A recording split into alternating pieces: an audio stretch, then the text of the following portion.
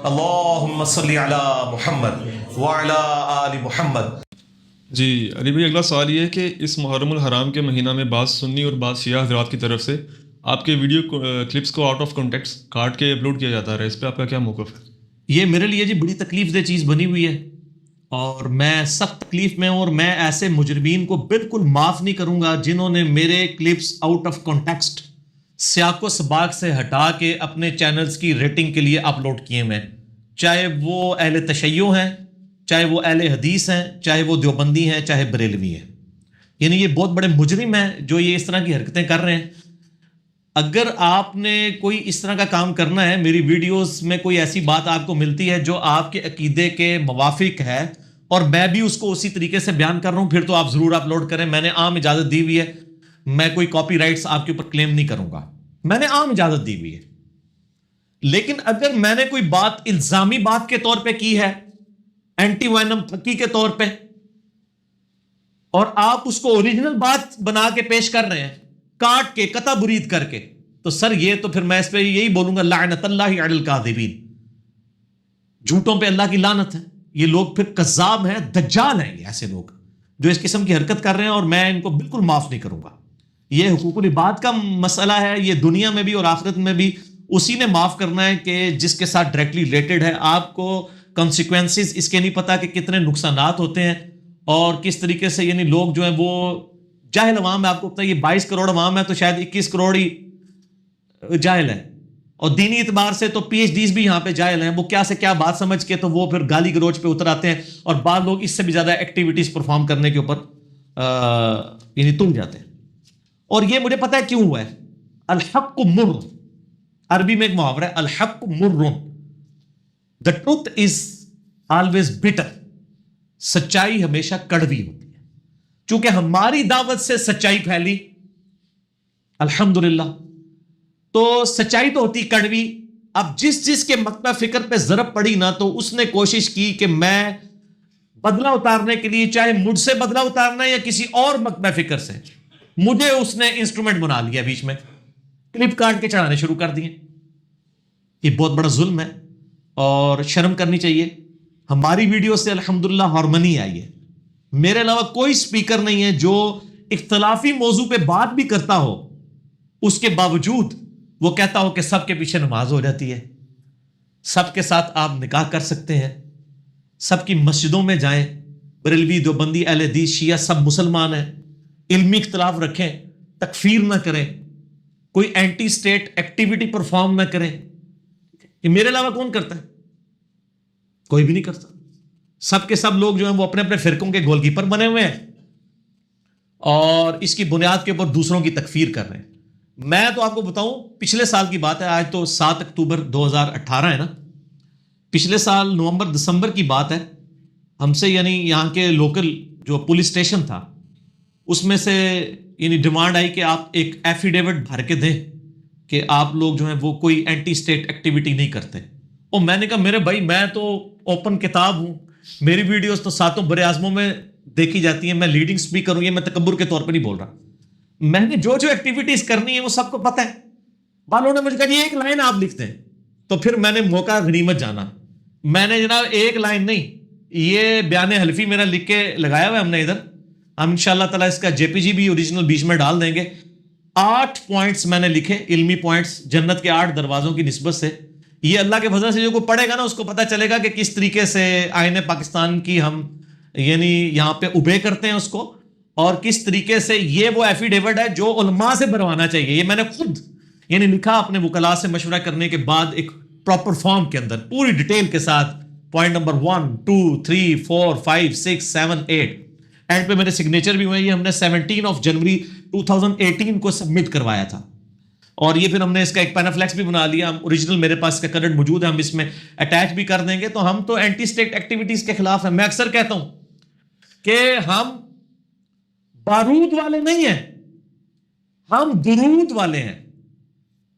لیکن اس سے اگلی بات، ہم گالیاں دینے والے نہیں ہیں، گالیاں کھانے والے ہیں، کیونکہ آج کل بعض لوگ درود کا نام لے کے نا گالیاں دے رہے ہیں نبی صلی اللہ علیہ وآلہ وسلم کے مبارک نام کے اوپر۔ میرا یوٹیوب پہ ایک کلپ بھی ہے، گستاخوں کو گالیاں دینا کیا ثواب کا کام ہے؟ بعض لوگوں نے کہا یہ ثواب ہے، تو میرا آپ وہ کلپ دیکھ. تو سر ہم نہ بارود والے ہیں نہ گالیوں والے ہیں، ہم درود والے ہیں اور گالیاں کھانے والے ہیں، گالیاں دینے والے نہیں ہیں. اور ہم نے تو کبھی دھرنا نہیں دیا میرے بھائی، کسی کو چٹکی تک نہیں کاٹی کبھی. ہمیشہ علمی اختلاف کرتے ہیں، اپنا پوائنٹ آف ویو علمی طریقے سے لوگوں کے سامنے رکھتے ہیں، کوئی اینٹی اسٹیٹ ایکٹیویٹی پرفارم نہیں کرتے اور لوگوں کو بھی اس کی ترغیب دلاتے ہیں. اس کے باوجود اس طریقے سے میرے بارے میں یعنی ویڈیو کلپس کاٹ کے لوگوں میں یعنی میری دعوت کے بالکل خلاف. میں تو بار بار بولتا ہوں، نہ میں وابی نہ میں بابی، میں ہوں مسلم علمی کتابی. نہ میں سو کالڈ وابی ہوں، کوئی علمی بات کرے اسے کہتے ہیں وابی، گالی بنائی ہوئی ہے یہ. اس کے اگینسٹ میں نے ٹرم ڈیوائز کی ہے بابی، بابوں کے ماننے والے، اپنے فرقوں کے بابوں کا دفاع کرنے والے. نہ میں وابی نہ میں بابی، میں ہوں مسلم علمی کتابی. میں تو علمی بات کرتا ہوں، تو میرے خلاف بھی اگر کسی نے کلپ چڑھانا ہے نا میرے بھائی، ریپلائی ٹو انجینئر محمد علی مرزا کر کے نہ چڑھائیں، بلکہ علمی طریقے سے اپنی بات سامنے لے کے آئیں. اور جو لوگ میری باتوں کو اپنے حق میں استعمال کرتے ہیں وہ بھی ذرا تھوڑی شرم کریں، آؤٹ آف کنٹیکسٹ نہ کریں. یعنی میں نے جو بات کی ہے میں اللہ کے فضل سے اسے آن کرتا ہوں اور میں اس کے اوپر بالکل قائم ہوں، اور میں یہ جو کچھ ظلم کر رہے ہیں میں اس پہ صبر کروں گا، ان اللہ مع الصابرین. لیکن ساتھ ساتھ میں کہوں گا لعنت اللہ علی الکاذبین، جھوٹوں پہ اللہ کی لعنت ہے جو اپنا لقمہ میری ویڈیوز کے منہ میں ڈال کے اپنا مطلب حاصل کرنا چاہتے ہیں. ہاں جو میں نے بات کہی ہوئی ہے وہ آپ بے شک شیئر کروائیں، اس کو آپ قطع برید نہ کریں، آؤٹ آف کانٹیکسٹ نہ کریں، کاٹ چھانٹ کے نہ کریں، بلکہ جو صحیح بات وہ میں آن کروں گا. وہ میں ویڈیوز میں جب بات کر رہا ہوں تو میں بالکل آن کروں گا، اس سے میں کوئی انکاری نہیں. اس کے لیے میں آپ کو نصیحت کروں گا. پہلے نصیحت تو یہ کروں گا کہ ہماری آفیشیل ویب سائٹ ہے اہل سنت پاک.com. پاک فار پاکستان بھی، پاک فار فرقوں سے پاک بھی. اہل سنت منہج کی بات ہو رہی، فرقے کی نہیں.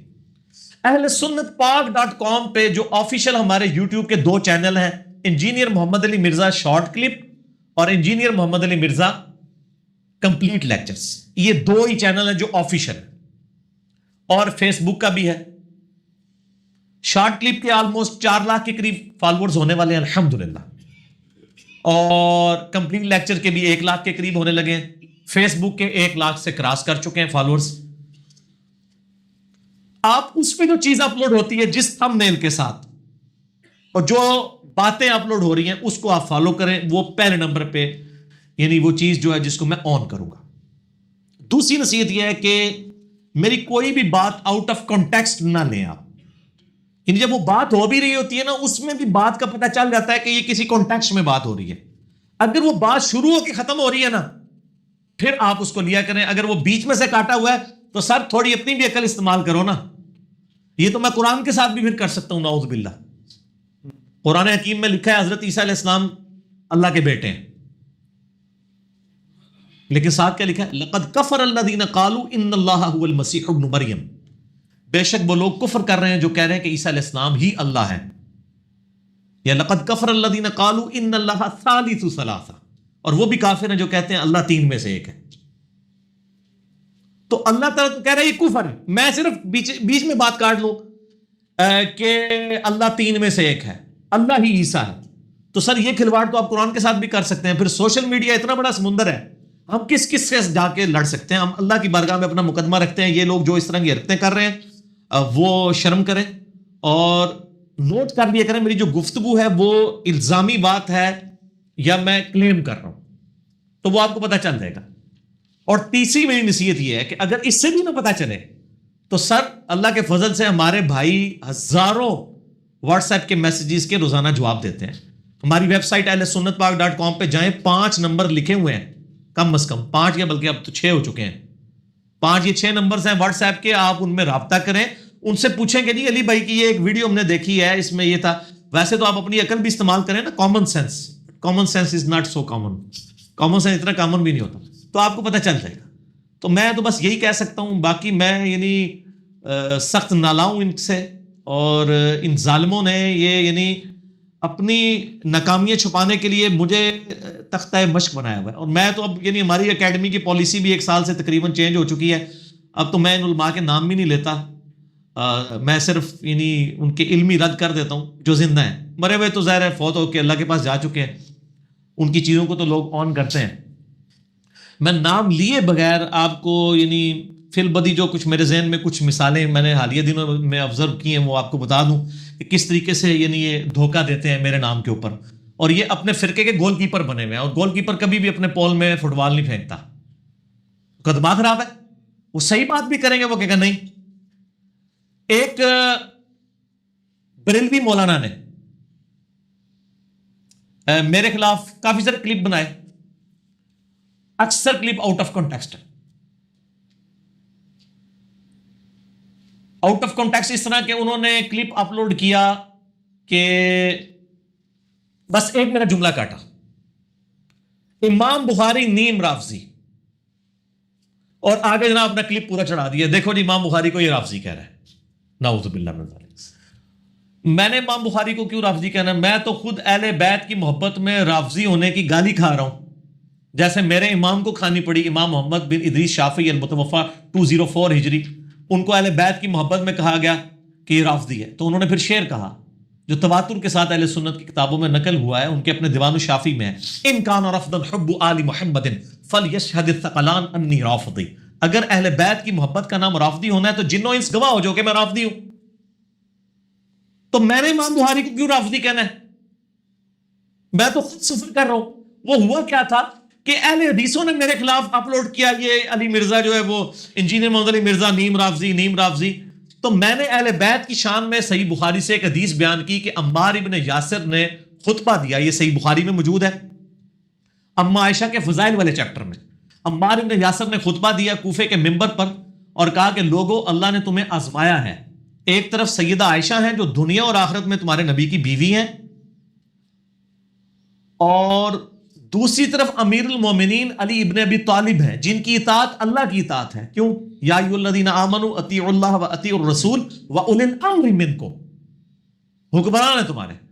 اب اللہ تعالیٰ تمہیں آزما رہا ہے کہ تم عائشہ کی اطاعت کرتے ہو یا اللہ کی اطاعت کرتے ہو. یعنی سیدہ عائشہ ورسز گاڈ کون لے کے آیا؟ عمار ابن یاسر. تو یہ اہل بیت کی شان میں بہت بڑی حدیث تھی, مولا علی علیہ السلام کی شان میں. تو میں نے کہا ہاں امام بخاری نیم رافضی. آپ امام بخاری کو بھی رافضی کو کہ اتنی سخت حدیث لے آئے سیدنا علی کی شان میں. تو اس نے میرا جملہ کاٹ کے کہا تھا دیکھو امام بخاری کو رافضی کہہ رہا ہے. یعنی شرم کرنی چاہیے. اگر آپ پوری بات میں چل کریں, مسئلہ 157A ملینز آف پیپل تک, آپ کے کلپ تو سینکڑوں لوگ دیکھتے ہیں, ہزاروں بھی دیکھتے ہیں, جب میرا نام بیچ میں ڈالتے ہیں. ہماری ویڈیوز ملینز آف پیپل تک پہنچی ہوئی ہیں, لوگوں کو پتہ ہے کیا ہو رہا ہے. تو آپ لوگ تو یہ جرم نہ کریں. اچھا, اسی طریقے سے یہ پچھلے دنوں بھی ایک شیعہ نے اپلوڈ کیا جی, شیعہ کے ایک چینل کے اوپر اپلوڈ ہوا, اور میں نے بریلویوں کے ساتھ الزامی ایک بات کی تھی. کیا کرتے ہیں یہ, وہ انہوں نے شیئر کہا جی کہ جی وہ نثار تیری چہل پہل کے ہزاروں عیدیں اے ربیع الاول, سوائے ابلیس کے جہاں میں سبھی تو خوشیاں منا رہے ہیں, کہتے ہیں نا. تو جو یعنی ربیع الاول کے جلسے جلوسوں میں شامل نہ ہو اس کو کہتے ہیں یہ گستاخ رسول ہے. اچھا, اور اس پہ ہی وہ ایک چینل ہے وہ باپا جانی والا.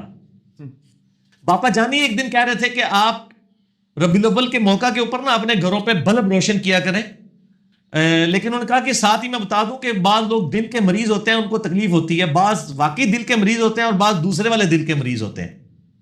یعنی وہ ٹانٹ کر رہے تھے کہ ربیع الاول سے ان کو تکلیف ہوتی ہے. کسی کو تکلیف نہیں نبی علیہ السلام کی پیدائش سے. ہم یہ کہتے ہیں وہ ایکٹیویٹی جو صحابہ تابعین تبع تابعین نے پرفارم نہیں کی, آپ نے خود سے دین میں داخل کی ہیں, اور آپ اتنی داخل کر دی ہیں کہ جو نہیں کر رہے ان کو آپ گستاخ ڈکلیئر کر رہے ہیں. تو سر ان کو بھی کریں اور صحابہ تابعین تبع تابعین کو بھی کریں. نعوذ باللہ, جڑے بڑھو نا.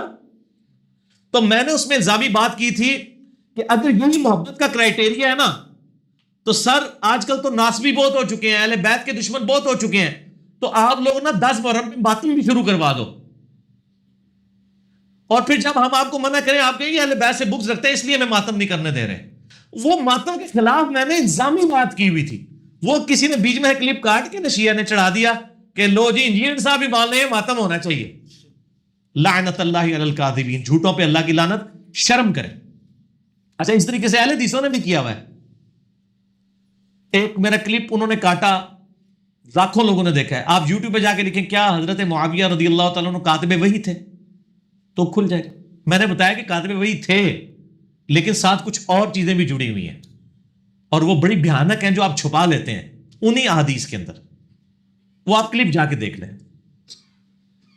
وہ کیا کیا انہوں نے جناب, وہ اس میں نے ایک جملہ بولا کہ صحیح مسلم میں کاتب وحی کے الفاظ نہیں ہیں بلکہ صرف کاتب کے الفاظ ہیں. بس یہ جملہ انہوں نے کاٹا اور کہتے ہیں دیکھیں جی یہ جو انجینئر صاحب ہیں یہ حضرت معاویہ کے کاتب وحی ہونے کا انکار کر رہے ہیں. اس میں انکار کہاں سے ہے؟ میں نے کہا کہ مسلم شریف میں کاتب وحی کے الفاظ نہیں. آگے میں نے کیا بولا وہ اس نے نہیں ڈالا. میں نے کہا کہ یہ الفاظ جو کاتب وحی کے ہیں نا, یہ الفاظ دلائل النبوہ امام بیہقی کی کتاب میں ہیں, وَكَانَ يَكْتُبُ الْوَحْيِ. لیکن میں نے کہا کہ وہ صرف یہاں تک بات نہیں ہے, اس کے آگے بھی لکھا ہوا ہے کہ ان کو نبی علیہ السلام نے بدعا دی تھی کہ اللہ تعالیٰ اس کا پیٹ کبھی نہ بھرے, اور راوی کہتے ہیں کہ پھر ان کا پیٹ پوری زندگی نہیں بھرا. ٹھیک ہے, نعوذ باللہ من ذالک. اب یہ علیحدہ سے ٹاپک ہے, میں بس اتنا ہی چھوڑ دیتا ہوں, آپ وہ کلپ دیکھ لیں. کیا حضرت معاویہ رضی اللہ تعالیٰ کاتب وحی تھے. اچھا اس نے پہلا جملہ کاٹا کہ میں نے تو کہا تھا مسلم یہ الفاظ نہیں ہیں. اب کئی الفاظ مسلم میں ہوتے ہیں, بخاری میں نہیں ہوتے, بعض بخاری میں ہوتے ہیں, مسلم میں نہیں. آگے بھی تو دیکھیں تو اس نے کہا یہ انکار کر رہے ہیں. میں نے انکار نہیں کیا بلکہ پورا اقرار کیا. آپ آدھا اقرار کرتے ہیں نا, میں نے پورا اقرار کیا تھا, آپ نے آدھا اقرار میرا چھو کر کے آدھا چھوڑ دیا. ساروں کی مثالیں ہوگی, میرا دیوبندیوں کی رہ گئی. اہل حدیث بھی ہو گئے, بریلوی بھی ہو گئے, ساری ماہی ہیں ہمارے, کیونکہ نہ میں وہابی نہ میں بابی, میں ہوں مسلم علمی کتابی. جو بندیوں نے تو ماشاءاللہ انجینئرنگ فرقہ کہہ کے تو لانچ کیا. اچھا جس چور نے خود چوری کی ہو نا, وہ دوسروں کے بارے میں بھی وہی چیزیں سمجھتا ہے. ان کو پتہ ہے ہم نے امت کے اوپر ڈاکہ مارا ہوا ہے فرقے بنا کے. ہمارے بزرگوں نے یہی کچھ کیا ہوا ہے. 1867 میں دیوبند مدرسہ بنا ہے. 1867 سے پہلے دنیا کا کوئی مسلمان جو آج دیوبندی ہے وہ بھی دیوبندی نہیں تھا اگر اس وقت زندہ ہوتا, کیونکہ دیوبند مدرسہ ہی نہیں تھا. 1896 میں منظور الاسلام بریلی میں مدرسہ بنا. 1896 سے پہلے میرا دعویٰ ہے کہ جتنے بھی بریلوی ہیں 1896 سے پہلے دنیا میں کوئی بریلوی نہیں تھا.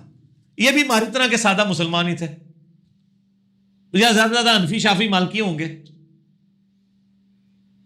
تو سر آپ نے انگریزوں کے دور میں اپنے مدرسے بنائے, ان کے نام کے اوپر امت میں فرقے ڈالے, ان کے نام کے اوپر آپ نے مسجدیں بنائیں, اور مسجدوں میں لکھا ہوتا ہے اہل سنت والجماعت حنفی بریلوی, حنفی دیوبندی, بریکٹیں لگا لگا کے, دمیں لگا لگا کے مسجدوں کو آپ نے اللہ کی مسجدوں کی بجائے فرقوں کی مسجدیں بنا دیا. انڈیا کے 2 شہروں کے نام کے اوپر بانٹ دیے. تو آپ یہ سمجھتے ہیں آج اگر کوئی حق کی آواز اٹھی ہے تو وہ کوئی فرقہ بنا لے گی؟ اللہ کے فضل سے اس آواز کو اٹھے ہوئے آلموسٹ 10 سال ہو چکے ہیں. کوئی فرقہ لانچ نہیں کیا, کوئی پارٹی نہیں, کوئی چندہ نہیں, کوئی مریدین کی جماعت نہیں. اپنی جیب سے لاکھوں روپے لگاتے ہیں اللہ کے فضل سے. ٹھیک ہے, کوئی نہیں ہاتھ چموائے کسی سے, پاؤں نہیں چموائے, کوئی فرقہ لانچ نہیں کر دیا, کوئی مدرسہ نہیں بنایا. آپ کے پیچھے نمازیں پڑھتے ہیں. یقین کریں میری ایک نماز جو ہے بریلویوں کی مسجد میں ہوتی ہے تو دوسری اہل حدیث کی, تو تیسری دیوبندیوں کی, اور شیعہ کی مسجد میں بھی. آپ تو بس یہیں پہ آ کے سٹاف لگا لیتے ہیں نا, میں ہر طرف جاتا ہوں. میری زندگی پریکٹیکل نمونہ ہے کہ میں کسی کی تکفیر نہیں کرتا, پیچھے نمازیں پڑھتا ہوں. ہاں 2 فرقے ہیں, ایک سنیوں کا نکلا ہوا فرقہ قادیانی ہے جو انڈیا پاکستان بنگلہ دیش میں پایا جاتا ہے, ان کو میں یعنی ان کی تکفیر کرتا ہوں. اس پہ میرا آپ یوٹیوب پہ کلپ دیکھ لیں, قادیانیوں کو دعوت اصلاح. باقی ان کو مارنے پیٹنے کے میں حق میں نہیں, علمی اختلاف. دوسرا شیعہ کا آف شوٹ جو شام میں پایا جاتا ہے نصیریہ. بس ان 2 فرقوں کی میں تکفیر کرتا ہوں, باقی سب کو مسلمان سمجھتا ہوں. سر آپ ہمارے جیسا حوصلہ تو پیدا کریں نا. آپ میں تو حوصلہ نہیں, فرقے بنائے ہوئے ہیں. اور میں آپ کو ایک اسی میں بس آخری بات کرتا ہوں, پھر اگلے سوال بھی چل لیں.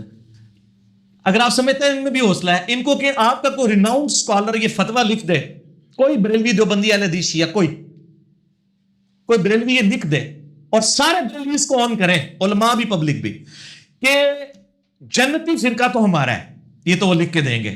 لیکن اگلا بھی جملہ لکھوانا ہے, ہمارے علاوہ جتنے فرقے ہیں یہ ہمارے مسلمان بھائی ہیں لیکن گمراہ ہیں, ایک نہ ایک دن عذاب بھگت کے جنت میں چلے ہی جائیں گے. یہ لکھ کے دے گا کوئی؟ تو اس کا کیا مطلب ہے؟ باقی فرقوں کو کیا مان رہے ہیں؟ کافر ہے. او مسلمان تو ایک نہ ایک دن جنت میں چلا جائے گا نا, تو سر جرات کرے نا. بریلوی لکھ کے دے کہ دیوبندی اہل حدیث شیعہ یہ ہمارے بھائی ہیں لیکن گمراہ ہیں, دوستی ہیں, لیکن ایک دن عذاب بھگت کے جنت میں چلے ہی جائیں گے, کیونکہ ہے تو کلمہ گوئی ہیں. کریں ہم جرات. نہیں کریں گے. میں نے دیکھا نا, میں جب انجینئرنگ ان کے ساتھ کرتا ہوں نا, پھر ان کی چھپا ہوا خناس سامنے آتا ہے. ویسے آپ کو کہہ دیں گے یہ اس طریقے سے جب بات کریں گے تو آپ کو کام جائیں گے, نہیں یہ ٹوٹل انجینئرنگ ہوئے گی. اسی طریقے سے آپ شیعہ کو کہہ دیں, اہل حدیث کو کہہ دیں, جو بندیوں کو, بریلویوں کو, کہ آپ اپنے علاوہ باقی فرقوں کے نام لکھیں اور کہیں کہ ہم ان کو گمراہ سمجھتے ہیں, دوست ہی ہیں, لیکن ایک دن انشاءاللہ کلمہ تو پڑھیں گے, جنت میں چلے جائیں گے. نہیں, وہ ان کو کافر مانتے ہیں. تو سر پھر آپ اپنے آپ کو جنتی فرقہ نہ کہا کریں, آپ کہا کریں ہمارے علاوہ سارے کافر ہیں. جنم بڑھو. ان کے جو میک اپ شدہ چہرے تھے نا, ان سے نقاب میں نے ہٹایا اللہ کے فضل سے, اس لیے اب ان کو مصیبت کھڑی ہوگی ان کے لیے, اور اس لیے پھر اس قسم کی چیپ حرکتیں کرتے ہیں یہ میرے کلپس آؤٹ آف کانٹیکسٹ کاٹ کے, ٹھیک ہے, اور پھر گالی گلوچی جی, او جی ایران کے ٹکڑوں پہ پڑنے والا جانور. کوئی علمی بات کر جاہل آدمی, کوئی علمی بات لے کے آ. اس کو جانور کہہ رہا ہے جو بخاری مسلم سے وہ حدیثیں کوٹ کر رہا ہے, تو جو تیرے بڑے بزرگ جانوروں نے نہیں کوٹ کی ہیں, کیونکہ وہ جانور کا مطلب تو یہی لے رہا ہے نا. اگر تیرے جانوروں نے تجھے وہ باتیں نہیں بتائی ہیں جن کو تو جانور کہہ رہا ہے, جو علمی بات کرے اس کو جانور ہی کہتے ہیں نا, تو اپنے بزرگ کو علماء سمجھتے ہیں نا. اور میں نے کوئی علمی بات کر دی تو مجھے تو جانور کہہ رہا ہے.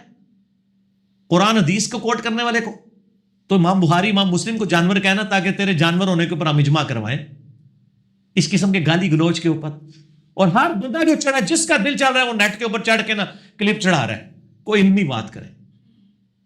اینڈ پہ ہم آپ سے دوستی کا ہاتھ بڑھاتے ہیں. ایک دفعہ آپ کہہ دیں, جو سے کہہ دو, مزے سے کہہ دو, اونچی آواز سے کہہ دو, نہ میں وہابی نہ میں بابی, میں ہوں مسلم علمی کتابی. ٹھیک ہوگا جی. اگلا سوال سنیں. جی علی بھائی, اگلا سوال یہ ہے کہ لوگوں کے نک نیم رکھنا, مثلاً کاکا, گڈو, پپو, سورہ حجرات کے تحت کیا ایسے نام رکھنا حرام نہیں؟ ہاں جی, ایسے نک نیمز رکھنا حرام ہے جس میں کسی کی تذلیل ہوتی ہو اور وہ شخص اس کی تذلیل مانتا ہو. اب اگر کوئی ماں اپنے بچے کو پپو کہتی ہے اور وہ پپو نام چل پڑتا ہے تو اس کی تو کوئی تضحیق نہیں, اس کو کوئی نہیں مانتا. نہیں, لوگ اس کو آنر ہی فیل کرتے ہیں نا, اور وہ بھی پیار محبت سے وہ اپنا نام مان رہا ہوتا ہے. تو اس طرح کے نک نیمز تو کوئی منع نہیں ہے, بلکہ یہ نک نیم رکھنا تو سنت ہے. ابو ہریرہ کا کیا مطلب ہے؟ بلیوں والا. حضرت ابو ہریرہ کو محبت تھی, ان کا نام ہے عبد الرحمن. نبی علیہ السلام نے ابو ہریرہ کہہ دیا, نام پڑ گیا. ابو تراب کس کی کنیت ہے؟ مولا علی کی. مولا علی کی اپنی کنیت ہے ابو الحسن. لیکن آپ کو پتا ہے بخاری مسلم میں آتا ہے کہ ایک دفعہ سیدہ فاطمہ سے کوئی اختلاف ہوا, میاں بیوی کے ہونے کے ناطے. مسجد میں چلے گئے, نبی علیہ السلام آئے, پوچھے فاطمہ کدھر ہے تیرے چچا کا لڑکا؟ یا رسول اللہ مجھ سے ناراض ہو کے چلے گئے. صحابی کو بھیجا, ڈھونڈ کے لاؤ, ان کا مسجد میں لیٹے ہوئے. آپ نے نہیں کہا بلا کے لاؤ, آپ خود چلے گئے. مسجد میں لیٹے ہوئے مٹی کے اوپر ہی اپنے مبارک ہاتھوں سے مٹی جھاڑی اور کہا اٹھ ابو تراب, اور مٹی میں لپٹنے والے اٹھ. انہوں نے اپنی کنیت ہی رکھ دی ابو تراب, مٹی والا. اب یہ بھی تو اسی قسم کا ہی نام ہے, لیکن نک نیم ہے. نک نیم دینا سنت ہے. البتہ کسی کو تذلیل کرنا, یہ جو کہنا اوے لنگڑے, اوے انے, اوے کانے, اب یہ وہ لفظ ہے جسے کوئی برا مانے گا. اس طرح کے سورۃ الحجرات میں آیا کہ کسی کو برے القاب سے بد پکارو, یہ فسق ہے, گناہ کبیر ہے. اس طرح کے نک نیم رکھنا حرام ہے. البتہ جو کسی کے اپنے نک نیم چل رہے ہیں تو وہ, اگر زرداری صاحب اس سے خوش ہوتے ہیں کہ ایک زرداری سب پہ بھاری, تو وہ تو نہیں, اس سے ناراض تو نہیں ہوتے. تو اگر خوش ہو رہے ہیں اور یہ کو نعرہ لگا رہا ہے تو وہ تو خوش ہو رہے ہیں, اس چیز کو برا تو نہیں, برا مان رہے ہو تو وہ کہہ دیں کہ یار میرے ساتھ نہ کرو ایسے. تو میں یعنی پولیٹیشینز کے حوالے سے خصوصاً بات کروں گا. ہماری جو نوجوان نسل ہے نا, ان کے یعنی رویے بڑے غیر اخلاقی ہو چکے ہیں. یعنی اس قسم کے نام رکھتے ہیں دوسرے پولیٹیکل لیڈرز کے. پی ٹی آئی والے تو اس کے اوپر ٹاپ آف لسٹ ہیں, یعنی لوگوں کے نام رکھنے کے اوپر اور بدتمیزی کے رویے اختیار کرنے پہ. اور سب سے بہتر پیپلز پارٹی کے لوگ ہیں, یعنی میرا اپنا پوائنٹ آف ویو ہے. آپ بلاول بھٹو کی بھی تقریریں دیکھ لیں, میں نے کوئی بھٹو کو ووٹ نہیں ڈالی ہوئی ہے, ویسے بتا رہا ہوں. اور آپ باقی لوگوں کو بھی آپ کو یعنی ڈفرنس نظر آئے گا. خدا کے لیے اپنے اخلاقی رویے رکھیں. آپ کے پاس اگر علم ہے تو علمی طریقے سے اپنا پوائنٹ آف ویو لوگوں کے سامنے بیان کریں, انشاءاللہ تعالیٰ لوگ قبول کریں گے. آپ یہ حرکت نہ کریں کہ مطلب آپ کسی کے نک نیم رکھ کے اور اس کو بدنام کرنے کی کوشش کریں. تو اس طرح کے نک نیم, چاہے آپ کا وہ دشمن ہی کیوں نہ ہو, اس طرح کے نیم رکھنے کی اجازت نہیں ہے. ٹھیک ہو جی اگلا سوال ہے کہ برادران یوسف کی مثال دینا کہ حضرت یوسف علیہ السلام کے بھائیوں کی گستاخی نہیں، حالانکہ ایک نبی کے بھائی اور بیٹے بھی.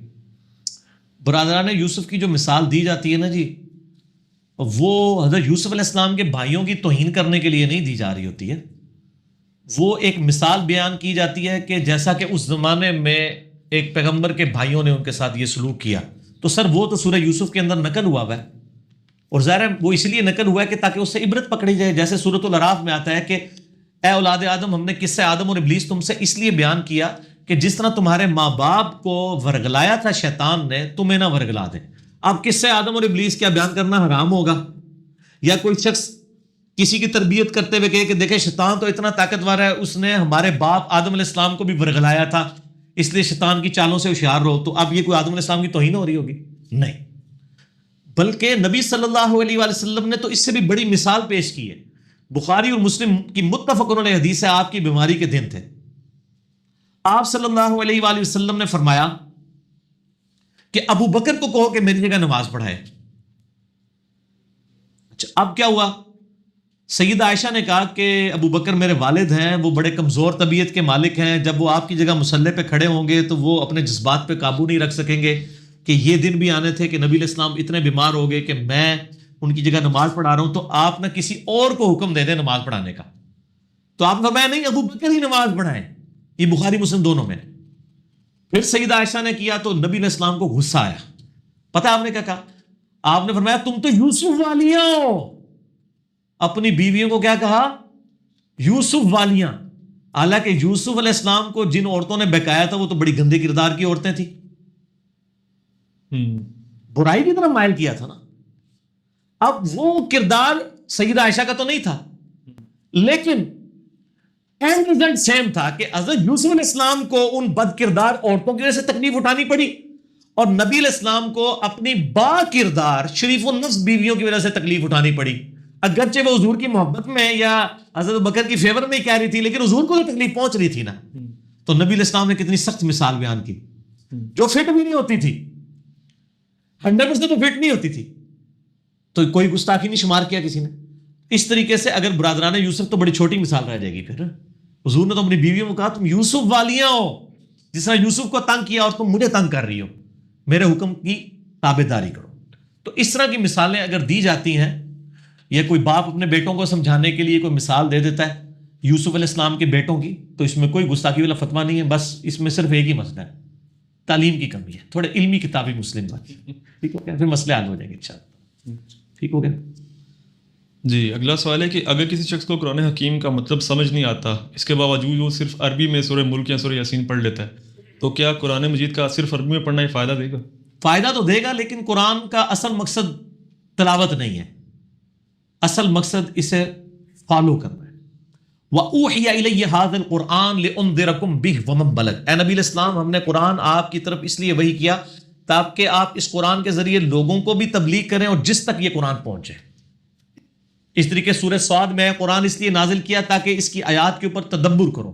یعنی قرآن میں یہ مضمون بڑی جگہ ہے، میرا اس کے اوپر پورا ریسرچ پیپر ہے، ریسرچ پیپر نمبر 4 ہے، امام الانبیاء کی دعوت قرآن صلی اللہ علیہ وآلہ وسلم. قرآن کا پرائمری مقصد ہے اس کو فالو کرنا، تلاوت کرنا نہیں سر.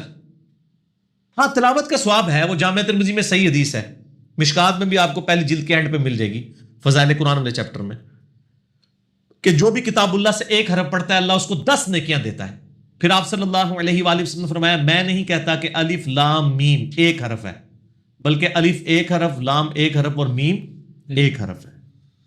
اب یہ الف لام میم حروف مقطعات بھی ہو سکتے ہیں اور علم بھی ہو سکتا ہے، دونوں ہی ہو سکتے ہیں. باقی ان کا یعنی ثواب تو آپ کو ملنا ہے، لیکن یہ پرائمری مقصد نہیں ہے. وہ صحیح حدیث ہے ابو داؤد کے اندر، ترمذی کے اندر، کہ جو رات کو سونے سے پہلے سورۃ الملک پڑھ لے گا اللہ تعالیٰ اسے عذاب قبر سے محفوظ رکھے گا. میرا مسئلہ نمبر 112ABC قرآن حکیم کی 12 صورتوں کے فضائل کے اوپر ریکارڈڈ موجود ہے. اسی طریقے سے سنن دارمی میں ایک موقوفاً روایت ہے ابن عباس سے صحیح سند سے کہ جو صبح کے وقت سورہ یاسین پڑھ لے شام تک اللہ تعالیٰ ہر معاملے میں اس کے لیے کفایت کرے گا، جو شام کو پڑھ لے صبح تک کفایت کرے گا. وہ فضائل اپنی جگہ موجود ہیں، لیکن ان کے لیے نہیں. ایک بندہ یعنی سورہ یاسین پڑھ رہا ہے، سورہ ملک پڑھ رہا ہے، سورہ فاتحہ پڑھ کے دم کر رہا ہے، لیکن اس کا عقیدہ ایاک نعبد و ایاک نستعین نہیں ہے، صرف فاتحہ کے دم ہی پر ڈالتا ہے، تو سر دوزخ میں جائے گا نا. اگر توحید درست نہ کی. تو قرآن کا اصل مقصد ہے قرآن کے عقائد کے اوپر عمل کرنا, اس کی ترویج کرنا. یہ سائڈ بینیفٹ ہے. قرآن کی جو بالائی ہے, کریم ہے, وہ قرآن کی تعلیمات ہے. باقی تو سائڈ بینیفٹ ہے, ثواب بھی ہو جائے گا, ٹھیک ہے. اسی لیے میں کہتا ہوں آپ اعتکاف بیٹھتے ہیں نا, کہتے نہیں میں 10 قرآن مکائے, میں جناب 15 قرآن پڑھ چھڑے. یار 10 صفحے ترجمے کے ساتھ پڑھ لینا جس سے آپ کی زندگی بدل جائے, وہ زیادہ بہتر ہے. تو بال یہ ایکسٹریم رویے ہیں. بعض لوگ جو یہ کہتے ہیں نا کہ جی بغیر ترجمے کے وہ پڑھے گا کوئی فائدہ نہیں ہوگا, وہ بھی غلط کہہ رہے ہیں. ثواب تو ہونا ہے جی, اس میں کوئی شک نہیں ہے, لیکن اصل جو فائدہ تھا وہ نہیں ہوگا, ٹھیک ہے. یہ اسی طریقے سے ہے کہ ایک بندہ ڈرائیونگ کرتے ہوئے زبان سے تو کہہ رہا ہے keep left keep left keep left, اور سٹیئرنگ اس کا رائٹ کی طرف جا رہا ہے تو ٹھوک ہی دے گا نا سامنے جا کے, اگر وہ پاکستان میں چلا رہا ہے. امریکہ میں تو رائٹ سائڈ پہ چلتی ٹریفک, انہوں کو بھی پاک کاٹ لو. تو میں اس لیے کہہ رہا ہوں, تو خالی زبان سے بولنے سے نہیں ہوگا, باقی آپ کا عمل بھی اس کے اوپر گواہ ہونا چاہیے, ٹھیک ہو گیا. جی سوال ہے کہ اگر کسی آدمی کے دل میں تکبر نہ ہو تو اپنی شلوار یا پینٹ ٹخنوں سے نیچے رکھنا یہ کیسا عمل ہے؟ دیکھیں دین کے اندر کیوں آسانیاں تلاش کرتے ہیں لوگ, مجھے بڑی حیرانگی ہوتی ہے. میرا یوٹیوب کے اوپر کلپ بھی آپ دیکھ لیں گے شلوار ٹخنوں سے نیچے رکھنے کے اوپر, کہ یہ گناہ ہے, حرام ہے. آپ جا کے یوٹیوب کے اوپر لکھیں نا پینٹ فولڈ کرنا, انجینئر محمد علی مرزا, تو میں نے کہا نماز کے لیے کم از کم ضرور فولڈ کر لیں. ابو داؤد کے اندر حدیث ہے اللہ تعالیٰ اس کی نماز قبول نہیں کرتا جس کا کپڑا ٹخنوں سے نیچے ہو. یعنی نماز کے لیے ٹخنے ننگے ہونا یہ پروٹوکول ہے. اگر کسی کی پینٹ لمبی ہے تو وقتی طور پہ فولڈ کر لے. فولڈ بھی خیر کوئی اچھا حل نہیں ہے, چھوٹی ہونی چاہیے. فولڈ چاہے پینٹ نیچے سے ہو چاہے اوپر شلوار یہاں سے فولڈ ہو, ہے دونوں ہی غلط ہیں, لیکن بڑے غلط سے بچنے کے لیے چھوٹا غلط ٹھیک ہے. ویسے تو پینٹ چھوٹی ہونی چاہیے. باقی یہ کہنا تکبر نہ ہو تو یہ تو ہم بعد میں ڈسکس کریں گے. پہلے تو یہ ہے کہ نبی علیہ السلام نے فرمایا, ابو داؤد میں حدیث ہے کتاب اللباس چیپٹر میں, اللہ تعالیٰ اس کی نماز قبول نہیں کرتا جس کا کپڑا ٹخنوں سے نیچے ہو. جس طرح کہ ابو داؤد میں حدیث ہے کہ اللہ تعالیٰ ایسی عورت کی نماز قبول نہیں کرتا جو ننگے سر نماز پڑھ رہی ہو. اب وہ ویسے بے پردہ پھرتی ہے, وہ الگ سے ہم ایڈریس کریں گے, لیکن نماز کے لیے وہ کہ نہیں میں ویسے بھی بے پردہ پھرتی ہوں تو چلو میں نماز بھی ننگے سر پڑھوں, تو فرض ادا ہی نہیں ہوگا. تو نماز کے لیے اس کو حجاب کرنا پڑے گا, اور کرتی ہیں الحمدللہ عورتیں, اور ایسا حجاب جس سے بالوں کی سیاہی بار نہ چمکے. بالکل باریک دوپٹہ ہوگا تو ڈبل کر کے لینا ہوگا. اسی طریقے سے مرد اگر عام حالت میں نیچے بھی رکھتا ہے یہ الگ مسئلہ ہے, نماز کے لیے تو اسے اونچا کرنا پڑے گا. اور اگر تکبر نہ ہو, اس میں اہل سنت میں یعنی 2 رائے پائی جاتی ہیں. ڈومیننٹ رائے تو یہ ہے کہ تکبر ہو یا نہ ہو, نبی علیہ السلام نے اس کو منع کیا ہے. البتہ امام ابن عبد البر المتوفی 463 ہجری, ان کا یہ موقف ہے کہ یہ جو بخاری میں ایک حدیث ہے نا کہ اگر کپڑا ٹخنوں سے نیچے ہو تکبر کے طور پر تو دوزخ میں ہے, اور اس کے ساتھ امام بخاری ایک اور حدیث لے کے ہیں سیدنا ابوبکر کے حوالے سے کہ ان کی تہمت نیچے لٹک جایا کرتی تھی.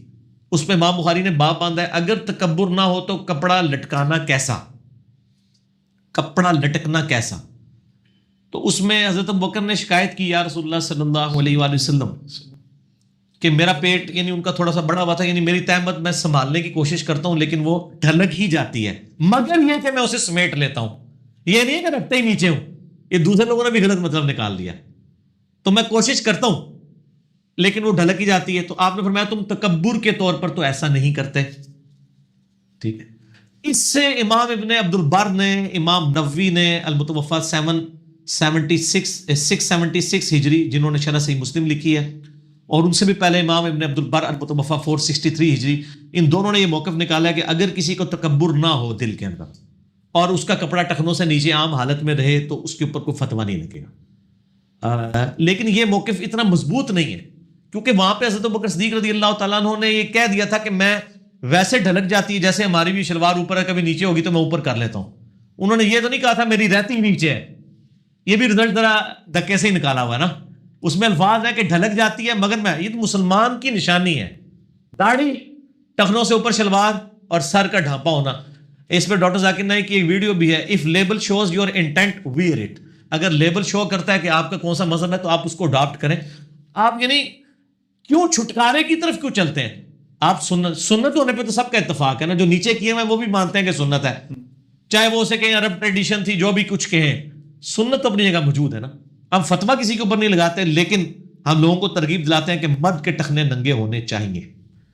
اور جناب عورتوں کا فیشن آیا ٹخنے ننگے کرنے کا, تسی مردوں نوں روندے اور زنانیاں دی شلواراں چنگیاں گئیاں نے, ٹھیک ہے نا جی.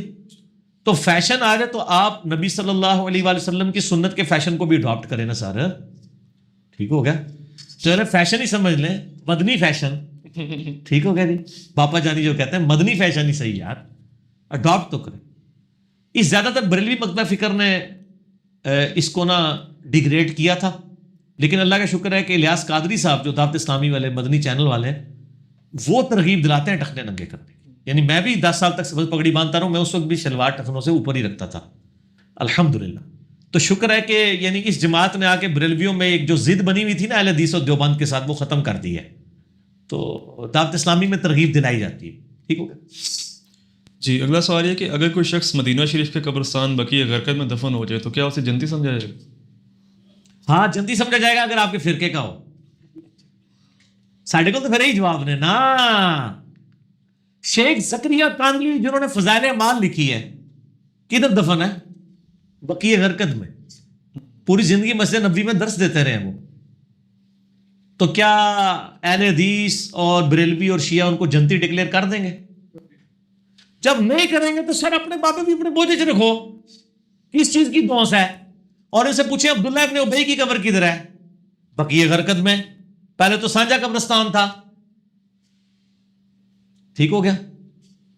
تو اس طریقے سے کوئی فرق نہیں پڑتا, کوئی کہیں پر بھی دفن ہو اس سے کوئی فرق نہیں پڑتا. البتہ یہ چیز ہے کہ جامعہ ترمذی میں حدیث ہے, نبی صلی اللہ علیہ وآلہ وسلم نے فرمایا مدینے میں موت مانگو, جو مدینے میں مرے گا میں اس کی شفاعت کروں. صحیح مسلم میں حدیث ہے جو مدینے کے مصائب پر صبر کرے گا میں قیامت والے دن اس کا شفیع بنوں گا. صحیح بخاری میں حدیث ہے حضرت عمر یہ دعا کیا کرتے تھے, اے اللہ مجھے مدینے میں شہادت کی موت عطا فرمانا. اور بخاری میں موجود ہے کہ ان کو مدینے میں شہادت کی موت ملی ہے, ٹھیک ہو گیا. یہ ساری چیزیں, لیکن اسی بخاری و مسلم میں حدیث ہے کہ اللہ نے ہر نبی کو کوئی دعا دی تھی وہ اس نے دنیا میں کر لی. میں نے اپنی دعائے شفاعت اپنی امت کے لیے سنبھال کے رکھی ہے. میری دعا سے میرے ہر امتی کو نفع پہنچے گا سوائے اس شخص کے کہ جس نے اللہ کے ساتھ شرک کیا ہوا. اگر کسی نے شرک کیا ہے وہ چاہے مدینہ شریف میں دفن ہو جائے کوئی فرق نہیں پڑتا, اس کی شفاعت کیسے ہوگی. تو باقی مدینے میں تو میں تو اکثر دعا کرتا ہوں, اے اللہ ہمیں ایمان و عافیت کے ساتھ مدینہ شریف, بلکہ میں ذرا دعا کچھ اور کرتا ہوں, اے اللہ اس دن سے پہلے کہ ہماری روٹی دین کے ساتھ جڑ جائے اور ہم دین کو ذریعہ معاش بنانا شروع کر دیں. اے اللہ اس سے پہلے مدینہ شریف میں موت, بقیع غرقد میں مدفن اور جنت الفردوس میں اپنے نبی صلی اللہ علیہ وآلہ وسلم کا پڑوس عطا فرما, آمین. میں تو یہ دعائیں کرتا ہوں, ٹھیک ہے. دعا کرنا ہے, اعمال بھی اپنے ساتھ, عقائد بھی اپنے دیکھنے. اور باقی یہ صرف عقیدتوں کو جو لے کے چل رہے ہوتے ہیں نا تو وہ اس سے کوئی فرق نہیں پڑنا. جب تک میں کہتا ہوں خانہ کعبے کے اندر بھی کوئی دفن ہو جائے اپنے اعمال کے مطابق اٹھایا جائے گا. کوئی بندہ مدینہ شریف میں بھی دفن ہو جائے اپنے اعمال کے مطابق اٹھایا جائے گا. یار بخاری مسلم کی حدیث ہے میری بیٹی فاطمہ اس بات پہ نہ کڑنا کہ اللہ کے نبی کی بیٹی ہو, اپنے اعمال ساتھ لے کے آنا. اگر اللہ تعالیٰ نے تمہیں پکڑ لیا تو میں اللہ کے حضور تمہارے کوئی کام نہیں آؤں گا. تو فاطمہ تو جنتی عورتوں کی سردار ہے, بخاری مسلم میں ہے. یہ ہمیں سنایا جا رہا تھا کہ تم نہ کہیں امیدیں لگا لینا, اور آپ کہہ رہے ہیں مدینہ شریف میں دفن ہو جائیں. لوگ تو مدینے سے مٹی بھی لے آتے ہیں, زمزم میں کفن دھو کے لاتے ہیں, حالانکہ ان کو سائنٹیفکلی پتہ ہی نہیں ہے کہ جب کفن دھوتے ہیں تو بعد میں ویپوریٹ ہو جاتا ہے پانی. تو اتنے پہنچتا مجھے ویسے ہی خشک ہو جاتا ہے پانی, تو کو نہیں ہوتا نا. بوتل لے آیا کرو اور جب دفنان دے نا اس ٹائم پانی سٹیا کرو, اگر کرنا ہی ہے کوئی سائنٹیفکلی بھی کوئی فرق نہیں پڑنا, اس سے کچھ بھی نہیں ہونا. اور میں نے آپ کو چیک بتا دیا نا, آپ ان سے دوسرے فرقے کے مولوی کے بارے میں پوچھ لیں کہ جی اس کو مدینہ شریف میں دفن کیا گیا, وہ کہے گا اے مردود ہے جتنے بھی مرضے مرے, یہی کہیں گے نا. تو سر پھر آپ ہمیں اس کے بات کی لگا رہے ہیں, ٹھیک ہے نا. اور یہ جو ہمارے پرائم منسٹر صاحب بھی پچھلے دنوں گئے ہوئے تھے مدینہ شریف, ننگے پاؤں پھر رہے تھے. یار یہ آپ لوگ کس نے آپ کو یہ باتیں پڑھائی ہیں خدا کے لیے, یہ نہیں. اور وہ امام مالک کی طرف منسوب کیا. یار امام مالک کو تو ہم بعد میں دیکھتے ہیں نا, مجھے بتائیں حضرت ابو بکر عمر عثمان و علی یہ رول ماڈل ہے امت کے لیے, یہ آپ کے بزرگ بابے رول ماڈل ہے. یہ کیا ننگے پاؤں پھرتے تھے مسجد نبوی میں کہ باہر جو گلیوں میں؟ اتنی گرمی ہوتی ہے یار, کنکر پاؤں میں چپ جاتے ہیں. کیا یہ عاشقان رسول نہیں تھے؟ بتائیں یہ کون سا آپ عشق کا اظہار کر رہے ہیں؟ بلکہ میں آپ کو ایک باپا جانی کی بات سناؤں. باپا جانی جب حج کے لیے گئے نا تو وہاں پہ ایک کوئی اور بریلوی مکتبہ فکر کے بہت بڑے عالم دین تھے, یعنی ان کے ساتھیوں میں سے مجھے واقعہ خود سنایا ایک بندے نے. تو وہ ان کو ملنے کے لیے ان کے ہوٹل پہ چلے گئے. وہ ہوٹل کی 4تھی منزل پہ تھے. تو باپا جانی نے کہا آپ نیچے آ جائیں, میں نے اوپر نہیں آنا. ان کا کیوں؟ انہوں نے کہا کہ وہ نبی علیہ السلام کی قبر مبارک ہے مدینہ شریف میں, تو میں تو اوپر چڑھ جاؤں گا. اچھا وہ بھی مولوی کو میرے ارسیانہ تھی, انہیں پھکی دی تھی. انہوں نے کہا بھائی جی نبی صلی اللہ علیہ وسلم کی قبر مبارک زمین کے لیول پہ نہیں ہے, زمین سے نیچے ہے, تو آپ تو زمین کے اوپر بھی نہیں کھڑے ہو سکتے. اور اس سے بھی پھکی لے لیں, وہ زمین کے لیول سے بہت نیچے ہے, کم از کم 30-40 فٹ نیچے ہے, کیونکہ مسجد نبوی کا پلانس جو ہے وہ اوپر کیا ہے انہوں نے, نیچے پورے پارکنگ ایریا ہے. وہ پارکنگ ایریا کی جو بیسمنٹ ہے نا اس لیول کے اوپر نبی علیہ السلام کی قبر مبارک ہے. یہ انہوں نے عشق کے معیار بنائے ہوئے ہیں, خود ساختہ قسم کے. وہ میرا اگلے دن کلپ بھی چڑھا ہے نا کہ وہ سبز گھاس پہ نہیں چڑھ رہے تھے, کہتے ہیں وہ گنبد خضرا سبز ہے. یار یہ سبز گھاس شیطان نے اگائی ہے کیا؟ اللہ نے اگائی ہے. غلاف کعبہ کیا ہے؟ کالا. اور آپ کی جوتیوں کا تلوا کالا. آپ کی جرابیں کالی. چلے یہ بھی بدل لیں گے, لیکن سڑک تو کالی رہے گی. سڑک چیٹی کتوں لے کے آؤ گے؟ اسی تو تانوں نہیں جانتے آگے. وائٹ اٹھ ہو گیا, رکھو اپنے اپنے ہیلی کاپٹر, اور ہیلی کاپٹر میں بھی کوئی چیز کالی نہیں ہونی چاہیے جس کے اوپر آپ کا پاؤں پڑے. کدھر جاؤ گے سر؟ یہ آپ کی یعنی اپنی سیلف میڈ محبت کے کرائٹیریا ہیں, اور نہ صرف بناتے ہیں بلکہ جو اس کا انجینئرنگ کرتا ہے اس کو کہتے ہیں یہ مذاق اڑا رہا ہے. دین کا مذاق تو آپ لوگوں نے اڑایا ہے, آپ نے اسلام کا مذاق اڑایا. اور میں اللہ کا شکر ادا کرتا ہوں کہ آپ لوگوں کی ویڈیوز اردو زبان میں ہی ہیں, انگریزی میں نہیں ہے. ورنہ گورے آپ کے خلاف جو کلپ چڑھاتے ہیں نا, آپ لوگوں کا یہ والا معاملہ دیکھ کے کہ یار یہ کیا کر رہے ہیں دین کے ساتھ, اتنا مشکل دین ہے. ٹھیک ہے جی, جہاں آپ نے چھوٹی چھوٹی چیزوں کے اوپر یہ چیزیں, یہاں لوگ مزاروں کی طرف پیدل جا رہے ہوتے ہیں, جا کے سیدھے ادھر گھٹنے ٹیک دیتے ہیں, ماتھے ٹیک دیتے ہیں جا کے. یار خدا کے لیے مسلمانوں کا ملک ہے تو مسلمانوں والے کام کریں. تو مدینہ شریف میں کوئی دفن بھی ہو جائے اپنے اعمال کے مطابق اٹھایا جائے گا. ہاں البتہ اس کے اعمال درست ہوئے, عقیدہ درست ہوا, تو ظاہر ہے کہ سب سے پہلے اہل مدینہ کی شفاعت ہوگی, اس میں کوئی شک نہیں ہے. مدینہ شریف میں موت مانگنی چاہیے. تو حضرت عمر مانگتے تھے تو اپنے اعمال بھی حضرت عمر والے کریں نا. ٹھیک ہے, تو پھر انشاءاللہ تعالی نفع بھی ہوگا انشاءاللہ. جی سوال یہ کہ مولانا طارق جمیل صاحب یہ جو بیان کرتے ہیں کہ حضرت اویس قرنی رحمۃ اللہ علیہ کا مقام جو ہے وہ حضرت عمر اور حضرت علی سے زیادہ ہے, یہ بات کیا درست ہے؟ یہ بیان کرنے کی کوشش کرتے ہیں, بالکل غلط کرتے ہیں جی, ایسا نہیں ہے. سیدنا اویس قرنی رحمہ اللہ تعالی خیر التابعین ہے, صحیح مسلم میں پورا چیپٹر ہے اویس قرنی کے بارے میں کہ خیر التابعین اویس قرنی ہے, یعنی تابعین میں سے بہترین شخص. اور مسلم شریف کی اس حدیث میں الفاظ موجود ہیں کہ تابعین میں سب سے بہترین اویس ابن عامر ہے, جو یمن کا رہنے والا ہے. اس کو برس کی بیماری ہوئی تھی, اس نے اللہ سے دعا کی, اللہ نے وہ بیماری ختم کر دی. اب صرف ہاتھ کے اوپر برس کا چھوٹا سا نشان رہ گیا. وہ اپنی ماں کی خدمت کی وجہ سے میری خدمت میں حاضر ہو کے اسلام ڈائریکٹلی نہیں قبول کر سکا, یعنی صحابی نہیں بن سکا, ویسے تو مسلمان ہی تھے وہ.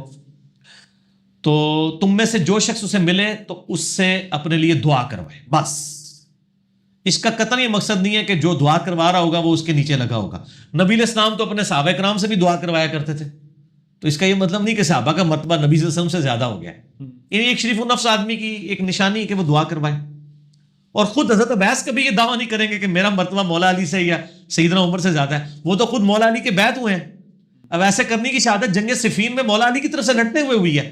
پوری زندگی کسی جنگ میں وہ شریک نہیں ہوئے, لیکن صفین میں وہ مولا علی کے پاس آئے, ہاتھ پہ بیعت کی اور معاویہ کے خلاف لڑتے ہوئے شہید ہوئے. سیدنا اویس قرنی رضی اللہ تعالیٰ عنہ علیہ السلام رحمہ اللہ تعالیٰ, تو وہ حضرت معاویہ رضی اللہ تعالیٰ عنہ کے خلاف لڑتے ہوئے حضرت علی کی طرف سے شہید ہوئے ہیں. تو یہ ان کا مرتبہ ہے. اور سیدنا عمر کو جب ایک وفد یمن سے ملنے آیا, صحیح مسلم میں ڈیٹیل سے موجود ہے, مشکات کی تیسری جلد میں آپ کو مل جائے گا. آپ نے پوچھا تم میں سے کوئی, یعنی قرن کے رہنے والے لوگ ہیں, وہ قرنی تھے نا, قرن ایک گاؤں کا نام تھا. تو پہلے پوچھا یمن والے, پھر اس میں قرن, اور پھر اس طریقے سے اویس بن عامر کا پوچھا. تو وہ وہاں پہ موجود تھے. پھر حضرت عمر نے اسے دعا بھی کروائی, ٹھیک ہے, اور پھر کہا میں یعنی کوفے کے گورنر کو, یعنی یمن کے گورنر کو آپ کے لیے خط لکھ دیتا ہوں تاکہ وہ آپ کے ساتھ اس نے سلوک کرے. اور اس کے باوجود بھی ان کی درویشوں والی زندگی تھی, یعنی بہت زہد تھا زندگی میں. تو ان کا مرتبہ اپنی جگہ موجود ہے, لیکن صحابہ کرام کے برابر نہیں ہے. دعا کرانے کا قطعاً یہ مقصد نہیں ہے کہ ان کا مرتبہ جو ہے وہ صحابہ کرام سے بڑھ گیا. اس طریقے سے امام مہدی کا مرتبہ بھی صحابہ کرام سے زیادہ نہیں ہے. صحابہ کرام کے مرتبے کو کوئی نہیں پہنچ سکتا. یعنی صحابہ کرام سے مراد میں یعنی اولو العزم صحابہ کی بات کر رہا ہوں. ٹھیک ہو گیا, بس اس سے زیادہ میری زبان میں کرو. ٹھیک, آگے سے. جی اگلا سوال ہے کہ قتل خطا اور قتل عمد کی دیت میں کیا فرق ہے؟ بس یہ آخری سوال ہے کہ اس کے بعد 4 بجے وقفہ کرنا ہے انشاءاللہ. باقی سوالات وقفے کے بعد انشاءاللہ. قتل عمد اور قتل خطا میں فرق ہے. قتل خطا کہتے ہیں ایکسیڈنٹلی, غلطی سے ہو گیا, یعنی آپ کی مرضی نہیں تھی کسی کو مارنے کی. جیسے کبھی ڈرائیونگ کرتے ہوئے کوئی بچہ نیچے آ جاتا ہے, تو اس کیس میں آپ نے یعنی اس کا قصاص نہیں ہوتا, دیت ہوگی. اور جو اللہ کے حضور جرمانہ اللہ نے رکھا ہوا ہے وہ سورہ نساء کے اندر ہے کہ اگر اس طریقے سے کسی سے قتل ہو جائے, ایک غلام اللہ کی راہ میں آزاد کرے گا. مسئلہ 28 بھی ہے میرا اس کے اوپر. اگر غلام آزاد کرنے کی استطاعت نہیں رکھتا تو 2 مہینے کے مسلسل روزے رکھے گا بغیر چھوڑے ہوئے. آپ قدرتی عذر آ جائے, کوئی بندہ بیمار ہو جاتا ہے یا عورتوں والے مخصوص ایام آ جاتے ہیں, کسی عورت سے ایکسیڈنٹ ہوا ہے, تو اس کی وجہ سے وہ ترتیب نہیں ٹوٹے گی. اس کے علاوہ اگر جان بوجھ کے چھوڑتا ہے پھر دوبارہ سے گنتی سٹارٹ ہوگی. یہ تو اللہ کے حضور معافی کا ذریعہ ہے. اور پھر جو اس کے ورثہ ہیں ان کو دیت دینی ہوگی, اور دیت سنن ابی داؤد میں صحیح حدیث ہے 100 اونٹ ہے. 100 اونٹ کا مطلب ہے آج کا 1.5-2 کروڑ روپیہ کم از کم, آلموسٹ.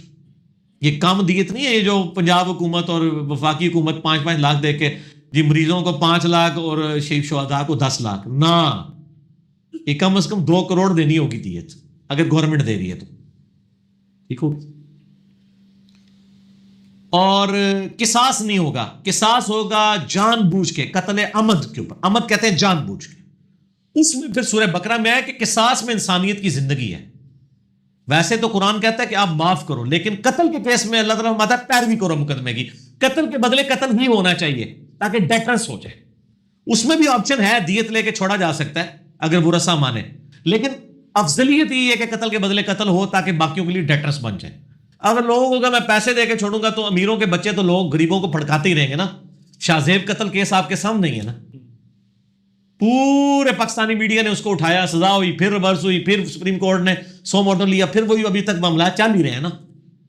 تو یہ پھر ہوتا ہے پیسے والے لوگ پھر اس طریقے سے جان چھڑا لیتے ہیں. تو اس میں یعنی اسٹیٹ کا کام ہے کہ وہ سورہ بنی اسرائیل میں ہے کہ جو مقتولین ہیں ان کے ساتھ پھر حکومت کھڑی ہوگی اور بدلہ دلائے گی. یہ نہیں ہے کہ حکومت بھی جو ہے وہ بالکل پیچھے ہٹ جائے اور یہ خود ہی بھگتے رہیں, اور پھر ان کو دھمکیاں لگاتے ہیں, وہ مجبوراً پھر دیت لے لیتے ہیں, قصاص کے اوپر راضی نہیں ہوتے ہیں. ٹھیک ہے, اس طرح کے بہت سارے کیسز ہوتے ہیں.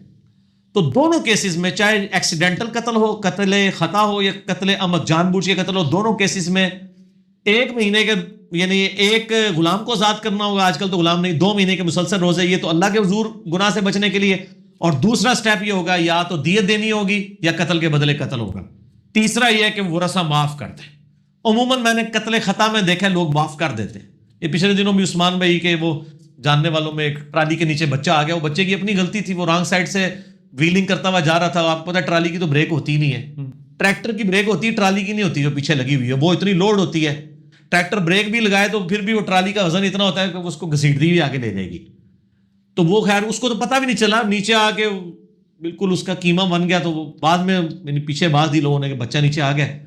تو خیر سال والے لوگوں نے گواہی دے دی. اور ایسے موقعوں میں گواہی چھپانی بھی نہیں چاہیے, بتانی چاہیے. یہ ظلم نہ کیا کریں, یعنی جو بندہ مجرم نہیں ہے اس کو خام خواہ آپ نے جیل کی سلاخوں کے پیچھے بھیجنا ہے.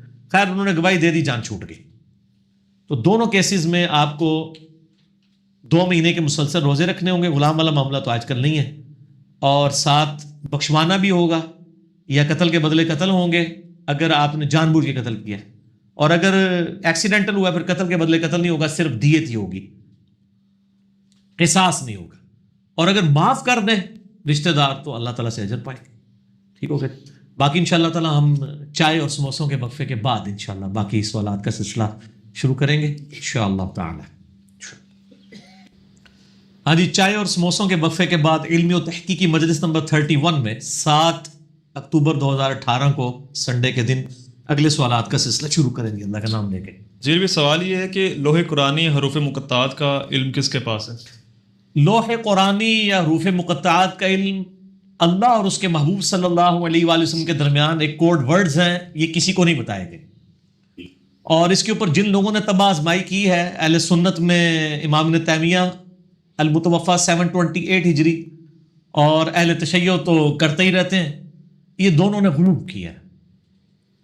یہ کوڈ ورڈز ہیں اور ان کا کوئی اس کے ساتھ تعلق نہیں ہے کہ کوئی دین کے احکامات آپ سمجھ لیں کو کم پڑ گئے. اس کے علاوہ قرآن پاک میں کئی چیزیں ہیں جن کی ڈیٹیلز ہمیں نہیں بتائے گی. اسی لیے سورہ آل عمران کی آیت نمبر 7 بڑی امپورٹنٹ ہے. میں اکثر کوٹ کرتا ہوں کہ جی جس شخص نے قرآن کی آیات کو سمجھنا ہے اس کے لیے یہ بنیادی آیت سمجھنا ضروری ہے. اعوذ باللہ من الشیطان الرجیم، بسم اللہ الرحمن الرحیم. هو الذی انزل علیک الکتاب منہ آیات محکمات. اللہ ہے وہ جس نے تم پر اے نبی صلی اللہ علیہ وآلہ وسلم یہ قرآن نازل کیا جس کی کچھ آیات جو ہیں وہ محکمات ہیں، محکم ہیں، حکمیاں. کیا؟ نماز پڑھو، روزہ رکھو، ماں باپ کی نافرمانی نہ کرو، زنا سے بچو، یہ حکمیاں جتنے بھی شریعت کے احکام. ہن ام الکتاب، اس قرآن کتاب کی ماں وہی آیات ہیں، اصل جڑ وہی ہیں جو احکامات سب کو سمجھ آ رہے ہیں.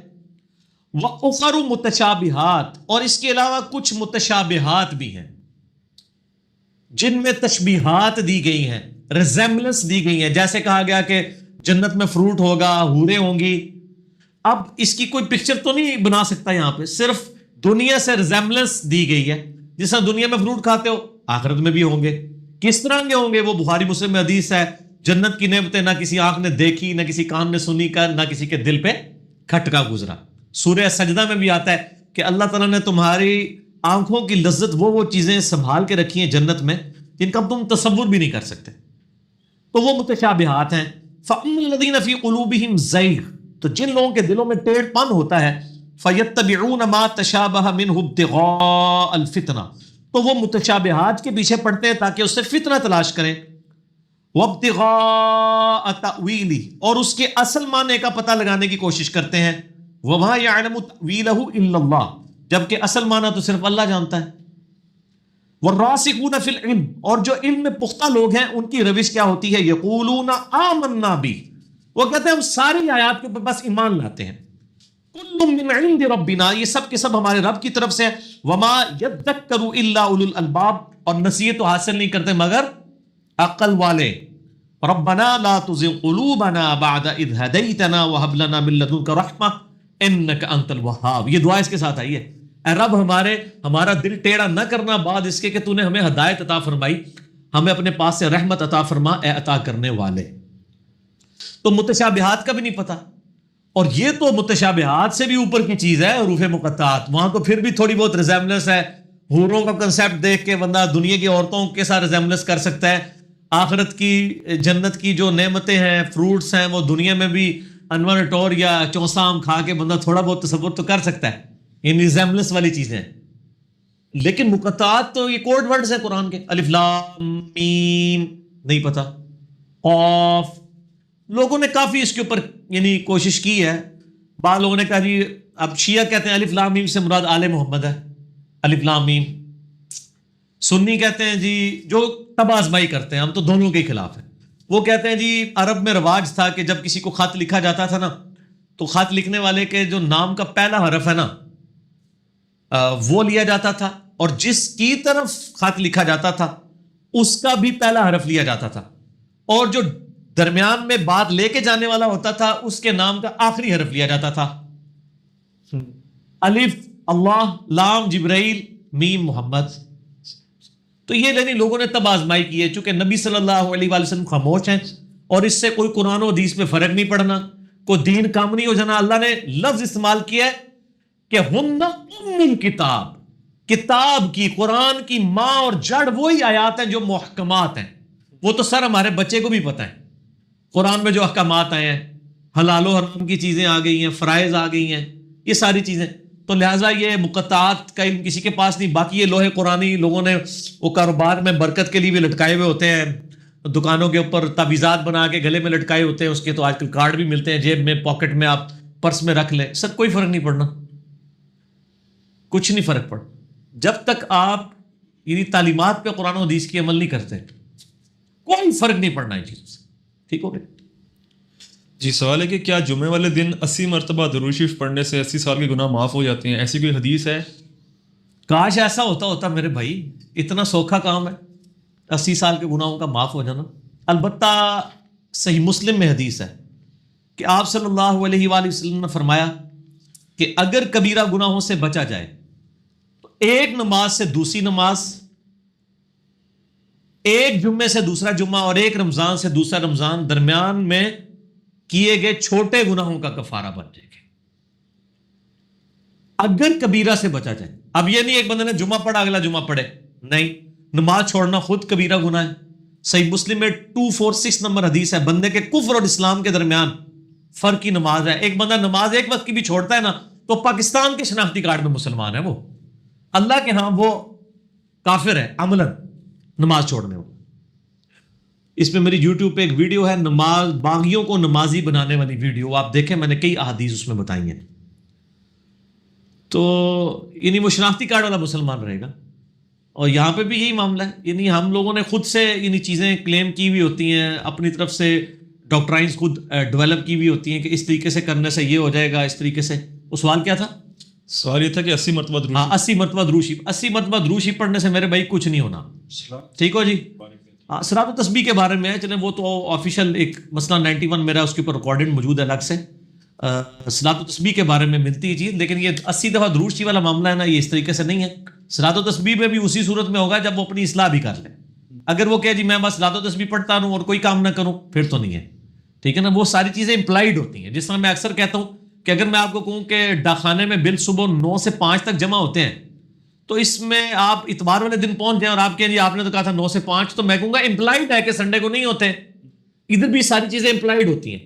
یہ طبرانی میں ایک جھوٹی روایت ہے, اور یہ اکثر جو اس قسم کی جھوٹی روایات ہیں وہ القول البدی میں امام سخاوی نے نقل کر دی ہیں درود شریف کے فضائل کے اوپر, کہ جی 80 مرتبہ جو درود شریف پڑھے, وہ درود شریف بھی لکھا ہوا ہے اللہم صلی علی محمد وعلی آل محمد النبی الامی. یہ اکثر ہمارے تبلیغی جماعت والے بھائی بھی پڑھ رہے ہوتے ہیں, بریلوی حضرات بھی پڑھ رہے ہوتے ہیں. اور نیچے لکھا ہوتا ہے بخاری شریف. میں اپنے آفس کی ایک سائٹ کی مسجد میں گیا تو وہاں میں نے دیکھا نیچے لکھا ہوا بخاری شریف. یعنی اتنی ڈٹائی کے ساتھ لوگ لکھ دیتے ہیں. بخاری شریف میں کوئی اس طرح کی حدیث نہیں ہے. درود و سلام پہ بے شمار حدیث ہیں. میرا مسئلہ 56 ریکارڈڈ ہے فضائل درود و سلام کے اوپر. یہ 80 مرتبہ درود شریف والی روایت جو ہے یہ طبرانی میں ہے اور فیبریکیٹڈ روایت ہے, اس کی کوئی اصل نہیں ہے. ٹھیک صحیح جی. اگلا سوال ہے کہ خانہ کعبہ کا دروازہ کسی شخص کے لیے کھلنا کیا اس کی فضیلت مانی جائے گی؟ اس میں دنیا میں مانی جائے گی سر, اللہ کے ہاں تو نہیں ہے. اور اس کو چیک کرنے کا طریقہ یہ ہے کہ پاکستان میں یعنی کروڑوں لوگ ہیں جو سعودیہ کے امام کعبہ کے پیچھے نماز پڑھنے کو حرام سمجھتے ہیں. تو جو خانہ کعبے کے امامت کے مسلح پہ فائز ہے وہ اس کو گمراہ سمجھ رہے ہیں. تو خانہ کعبے کا دروازہ بھی اس کے لیے کھل جائے تو کہیں گے ہی گمراہ ہے. تو پھر ان کو یہ بتایا کریں, آپ لوگ جو اپنے بزرگ بابوں کے مزارات کے اوپر جاتے ہیں یا اپنے بزرگ بابوں سے عقیدت جوڑتے ہیں اور کہتے ہیں یہ ہمیں بخشوا لے گی, تو سر ادھر بھی وہی سٹیٹس ہے. خانہ کعبے میں اندر جانا یہ مطلب کسی کی حکمرانی کی دلیل ہے نا. یہاں پہ بھی آپ کو پتا ہے ایک بدماش حکمران گزرا ہے جو یوں مکے لہرا کے کہتا تھا میں کعبے میں اتنی دفعہ گیا ہوں, میں یہ کیوں, اور اس نے ملک کو ایسی غلط پالیسی میں دھکیلا کہ خود کچھ حملے شروع ہو گئے اور ہمارا ملک کتنا پیچھے چلا گیا, حتیٰ کہ اس کے اپنے ادارے کے لوگ بھی اس کو آج اون کرنے کے لیے تیار نہیں ہیں. تو اس طریقے سے کوئی فضیلت نہیں کسی کو حاصل ہو جاتی. ورنہ ہمارے سارے حکمرانوں کے لیے مسجد نبی شریف میں بھی روزہ شریف کا دروازہ کھولتے ہیں, حالانکہ وہ قبر مبارک تک تو جا ہی نہیں سکتے. قبر مبارک کے آگے تو ویسے ہی دیوار ہے, بس وہ دیوار کے باہر سے ہی ہو کے آ جاتے ہیں. اور خانہ کعبہ شریف کے اندر بھی چلے جائیں, آپ بھی جا سکتے ہیں سر. حتیم خانہ کعبے کا حصہ ہے, جو چھوٹی سی دیوار ہے. میرا پچھلے دنوں کلپ بھی چڑھا ہوا ہے نا کہ قبلہ اول جو ہے وہ خانہ کعبہ ہی ہے اور قبلہ آخر بھی خانہ کعبہ ہے, بیت المقدس قبلہ اوسط ہے. تو حتیم جو آج بھی کعبے سے باہر ہے وہ کعبے کا حصہ ہے. آپ جائیں اس میں فضیلت لیں, آپ کو کوئی حکمران ہونے کی ضرورت نہیں ہے. ہر بندہ, میں کئی دفعہ میں نے بھی اس میں نماز پڑھی ہے, کوئی بھی بندہ جا سکتا ہے. ٹھیک ہو, فضیلت نہیں اس طرح کی. جی سوال ہے کہ لفظ مکہ اور لفظ بکہ میں کیا فرق ہے؟ لفظ مکہ اور لفظ بکہ میں وہی فرق ہے جو ممبئی میں اور بمبئی میں فرق ہے. کوئی ہے فرق؟ بامبے پہلا نام تھا نا، بامبے کہا جاتا تھا، اور پھر نام اس کا وہ میم کے ساتھ بن گیا، با اور میم، ممبئی. اب اسے ممبئی کہا جاتا ہے. میم اور با دونوں انٹرچینجبل ورڈ ہیں ممبئی اور بمبے کے لیے، بمبئی کے لیے. اس طرح خانہ کعبے کے لیے بھی یہ دونوں لفظ استعمال ہوتے تھے، مکہ میم سے اور با سے بکہ. یہ بکے کا لفظ سورہ آل عمران کے اندر چوتھے پارے کے سٹارٹ میں ہی آتا ہے. اعوذ باللہ من الشیطان الرجیم، بسم اللہ الرحمن الرحیم. ہاں جی، یہ آیت نمبر 96 پارہ نمبر 4 کے پہلے صفحے پہ. ان اول بیت وضع للناس للذی ببکۃ مبارکہ، بے شک پہلا گھر جو لوگوں کی ہدایت کے لیے بنایا گیا، عبادت کے لیے اللہ کی، وہ ہے جو بکہ میں ہے. مبارکم و ہدی للعالمین، وہ بابرکت ہے اور ہدایت ہے سارے جہان والوں کے لیے. فیہ آیات بینات، وہاں اللہ تعالیٰ کی کھلی نشانیاں ہیں. مقام ابراہیم، مقام ابراہیم بھی ہے. ومن دخلہ کان آمنا، جو اس میں داخل ہو جائے وہ امن میں ہے. یعنی مشرکین عرب میں بھی ایون ان کے باپ کا قاتل بھی سامنے آ جاتا نا کعبے کے اندر، وہ اس پہ تلوار نہیں اٹھاتے تھے، وہ کہتے تھے یہ امن کی جگہ. وَلِلَّهِ عَلَى النَّاسِ حِجُّ الْبَيْتِ، اور لوگوں پر فرض ہے، اللہ کا حق ہے کہ وہ اس گھر کا طواف یعنی حج کریں. من استطاع الیہ سبیلا، جو کوئی اس راستے کا سفر اختیار کرنے کی استطاعت رکھتا ہو. ومن کفر، اور جو کوئی کفر اختیار کرے گا یعنی حج سے وہ روگردانی کرے گا. فإن اللہ غنی عن العالمین، تو اللہ تعالیٰ بے پرواہ ہے سارے جہان والوں سے. اللہ کو کوئی محتاج ہی نہیں. آپ جانا چاہتے ہیں کعبے تو اپنے لیے جائیں گے، کعبہ تو یعنی اس کا حج تو فرض ہے مسلمان کے اوپر جو استطاعت رکھتا ہو. تو یہاں پر لفظ آ گیا یعنی مکہ، کل کے لفظ آ گیا بکہ. یہ دونوں ورڈ انٹرچینجبل ہیں ایک ہی سٹی کے لیے، مکہ اور بکہ. چلیں یہ چھوڑ دیں یار، یہ آپ عام مسلمانوں سے ایون اپنے امام مسجدوں سے جا کے پوچھیں یہ بکہ کیا چیز ہے. مکہ اور بکہ نہیں فرق پوچھنا، خالی بکہ پوچھ لیں. یہ بکہ شریف کہاں پہ ہے نہیں پتا ہوگا، حالانکہ قرآن میں لکھا ہوا ہے، میں نے کوئی دریافت تو نہیں کیا. ٹھیک ہے نا، یعنی یہ ہمارے لوگوں کا علمی لیول ہے، لوگوں کو نہیں ان چیزوں کا آئیڈیا ہوتا. اچھا آگے جی، سوال ہے کہ ابراہیمی قبلہ یعنی کعبہ اور بنی اسرائیل کا قبلہ یروشلم، یہ دونوں الگ الگ کیوں ہیں؟ قبلہ ایک کیوں؟ یہ بہت امپورٹنٹ سوال ہے جی. میں نے پچھلی دفعہ میرا ایک کلپ چڑھا ہے، خانہ کعبہ ہی قبلہ اول ہے، اور میں نے یعنی یہ بہت بڑا دعویٰ کیا ہے کہ مسلمانوں کے ہاں وہ اکثر کہا جاتا ہے بیت المقدس قبلہ اول، قبلہ اول. کہاں سے وہ قبلہ اول ہے؟ وہ قبلہ اوسط ہے. صحیح بخاری میں حدیث ہے جب نبی صلی اللہ علیہ وآلہ وسلم ہجرت کر کے مدینہ شریف گئے تو 17 مہینے تک بیت المقدس، جسے ایلیا بھی کہا جاتا ہے، یروشلم، جہاں بعد میں سیدنا عمر کے دور میں مسجد اقصی بھی بنی، اس کی طرف منہ کر کے نماز پڑھی 17 مہینے. پھر دوبارہ سے قبلہ یہ ہو گیا. تو یہ قبلہ اوسط ہے یروشلم والا. قبلہ اول اور قبلہ آخر خانہ کعبہ شریف ہے. یہ بخاری مسلم میں بھی موجود ہے، قرآن حکیم میں بھی. اگر آپ سورہ بقرہ میں پارہ نمبر 2 کے بالکل اینڈ سے 3 رکوع تحویل قبلہ کے شروع ہوتے ہیں، اور پارہ نمبر 2 کے سٹارٹ میں پہلے 2 صفحے اس کے اوپر یعنی بڑی ڈیٹیل کے ساتھ تحویل قبلہ کے اوپر ڈسکشن ہوئی ہے. اور اس میں اللہ تعالیٰ نے یہ پہلی ٹروتھ ریویل کر دیا تھا کہ ان قریب، اعوذ باللہ من الشیطان الرجیم، سیقول السفہاء من الناس، ان قریب بے وقوف لوگ کہیں گے، ما واللہم عن قبلتہم التی کانوا علیہا، کس نے لوگوں کا قبلہ چینج کر دیا جس پہ یہ پہلے تھے. یہودی جو ہے نا ایک ٹکٹ میں 2 مزے کر رہے تھے. کہتے تھے یہ دیکھو ہمارے قبلے کی طرف منہ کر کے نماز پڑھتے ہیں نا، اپنا تو قبلہ ان کا کوئی نہیں ہے مسلمان، تو اس لیے ہم مسلمانوں سے سپیریئر ہوئے. یہ تو وہ پبلکلی بات کرتے تھے اور اندر خانے یہ بات کرتے تھے یہ بندہ ہی جھوٹا ہے، کیونکہ اگر یہ ابراہیمی ہوتا نا تو ابراہیم کا تو قبلہ خانہ کعبہ ہے، بیت المقدس ہے ہی نہیں ہے. دیکھا ایک ٹکٹ میں 2 مزے کر رہے ہوتے ہیں. صحیح بخاری و مسلم دونوں میں حدیث ہے کہ اللہ تعالیٰ نے روئے عرض پہ سب سے پہلے بیت اللہ شریف کو مقرر کیا، اور اس کے 40 سال کے بعد مسجد اقصی بنی، یعنی یروشلم ایلیا بیت المقدس. سب سے پہلے یہ میں نے آیت بھی پڑھ دی نا سورہ آل عمران کی کہ پہلا گھر جو لوگوں کی ہدایت کے لیے بنایا گیا وہ مکہ کے اندر ہے، یعنی مکہ میں قبلہ شریف. تو اس سے بھی قرآن سے بھی پتہ چل گیا کہ پہلا کون سا قبلہ ہے. قرآن کہہ رہا ہے قبلہ اول ان اول بیت وضع للناس، تو یہ بیت اللہ کے لیے قبلہ اول کا لفظ تو قرآن میں آیا ہے سورہ ال عمران آیت نمبر 96 میں، ورنہ تو ہونا چاہیے تھا آخری گھر جو مقرر کیا گیا. اور بخاری مسلم میں حدیث ہے کہ سب سے پہلے بیت اللہ شریف، اس کے 40 سال کے بعد یروشلم، بیچ میں بیت المقدس بنی اسرائیل کے لیے حضرت یعقوب علیہ السلام کی اولاد کے لیے قبلہ مقرر کیا گیا تھا. تو شروع میں یہودیوں کو اپنے قریب کرنے کے لیے تعالوا الی کلمۃ سواء بیننا و بینکم کے تحت نبی علیہ السلام نے بھی کہا کہ بہت زیادہ رجسٹرس نہ ہو، تو اللہ تعالیٰ نے نبی علیہ السلام کو وحی کے ذریعے بتایا کہ آپ بیت المقدس کی طرف منہ کر کے نماز پڑھیں. ٹھیک ہے، اور اس میں یہ بھی چیک ہو جائے گا کہ لوگ قبلوں کے پیچھے چلتے ہیں یا پیغمبروں کے پیچھے. تو قرآن میں آیا کہ جہاں بھی تم رخ کرو اللہ ہی کا چہرہ پاؤ گے، اللہ تعالیٰ کو ڈائریکشن کی ضرورت ہی نہیں ہے. اس میں بھی یہ پھر حکمت آئی. اللہ تعالیٰ فرماتا ہے کہ یہ جب کہیں گے نا بیوقوف لوگ تو قل للہ المشرق والمغرب، کہو کہ مشرق مغرب سب اللہ کے، یہدی من یشاء الی صراط مستقیم، اللہ تعالیٰ جسے چاہتا ہے وہ صراط مستقیم کی طرف گائیڈ کرتا ہے. آگے چل کے آتا ہے وما جعلنا القبلۃ التی کنت علیہا، اور اے نبی علیہ السلام جس قبلے پہ آپ پہلے تھے وہ ہم نے آپ کے لیے مقرر کیا تھا الا لنعلم من یتبع الرسول، کہ کون رسول کی پیروی کرتا ہے. اب مشرکین عرب جو مسلمان ہو کے صحابہ بن چکے تھے ان کے لیے خانہ کعبے کی محبت یروشلم سے زیادہ تھی. اب جب جا کے ان کو کعبے کو پیٹ کرنی پڑ گئی، اور مدینہ شریف ایسی جگہ ہے کہ اگر آپ منہ کریں نا یروشلم کی طرف تو کعبے کو پیٹ ہوتی ہے. تو سر ان کے دل پہ تو چھریاں چل رہی تھیں کہ جس کو ہم زمانے جاہلیت میں بھی اتنی قدر دیتے تھے ابراہیمی قبلے کو، آج ہمیں اس کی طرف پیٹ کرنی پڑ رہی ہے. تو ہے تھا صحابہ کے لیے آزمائش کے نہیں.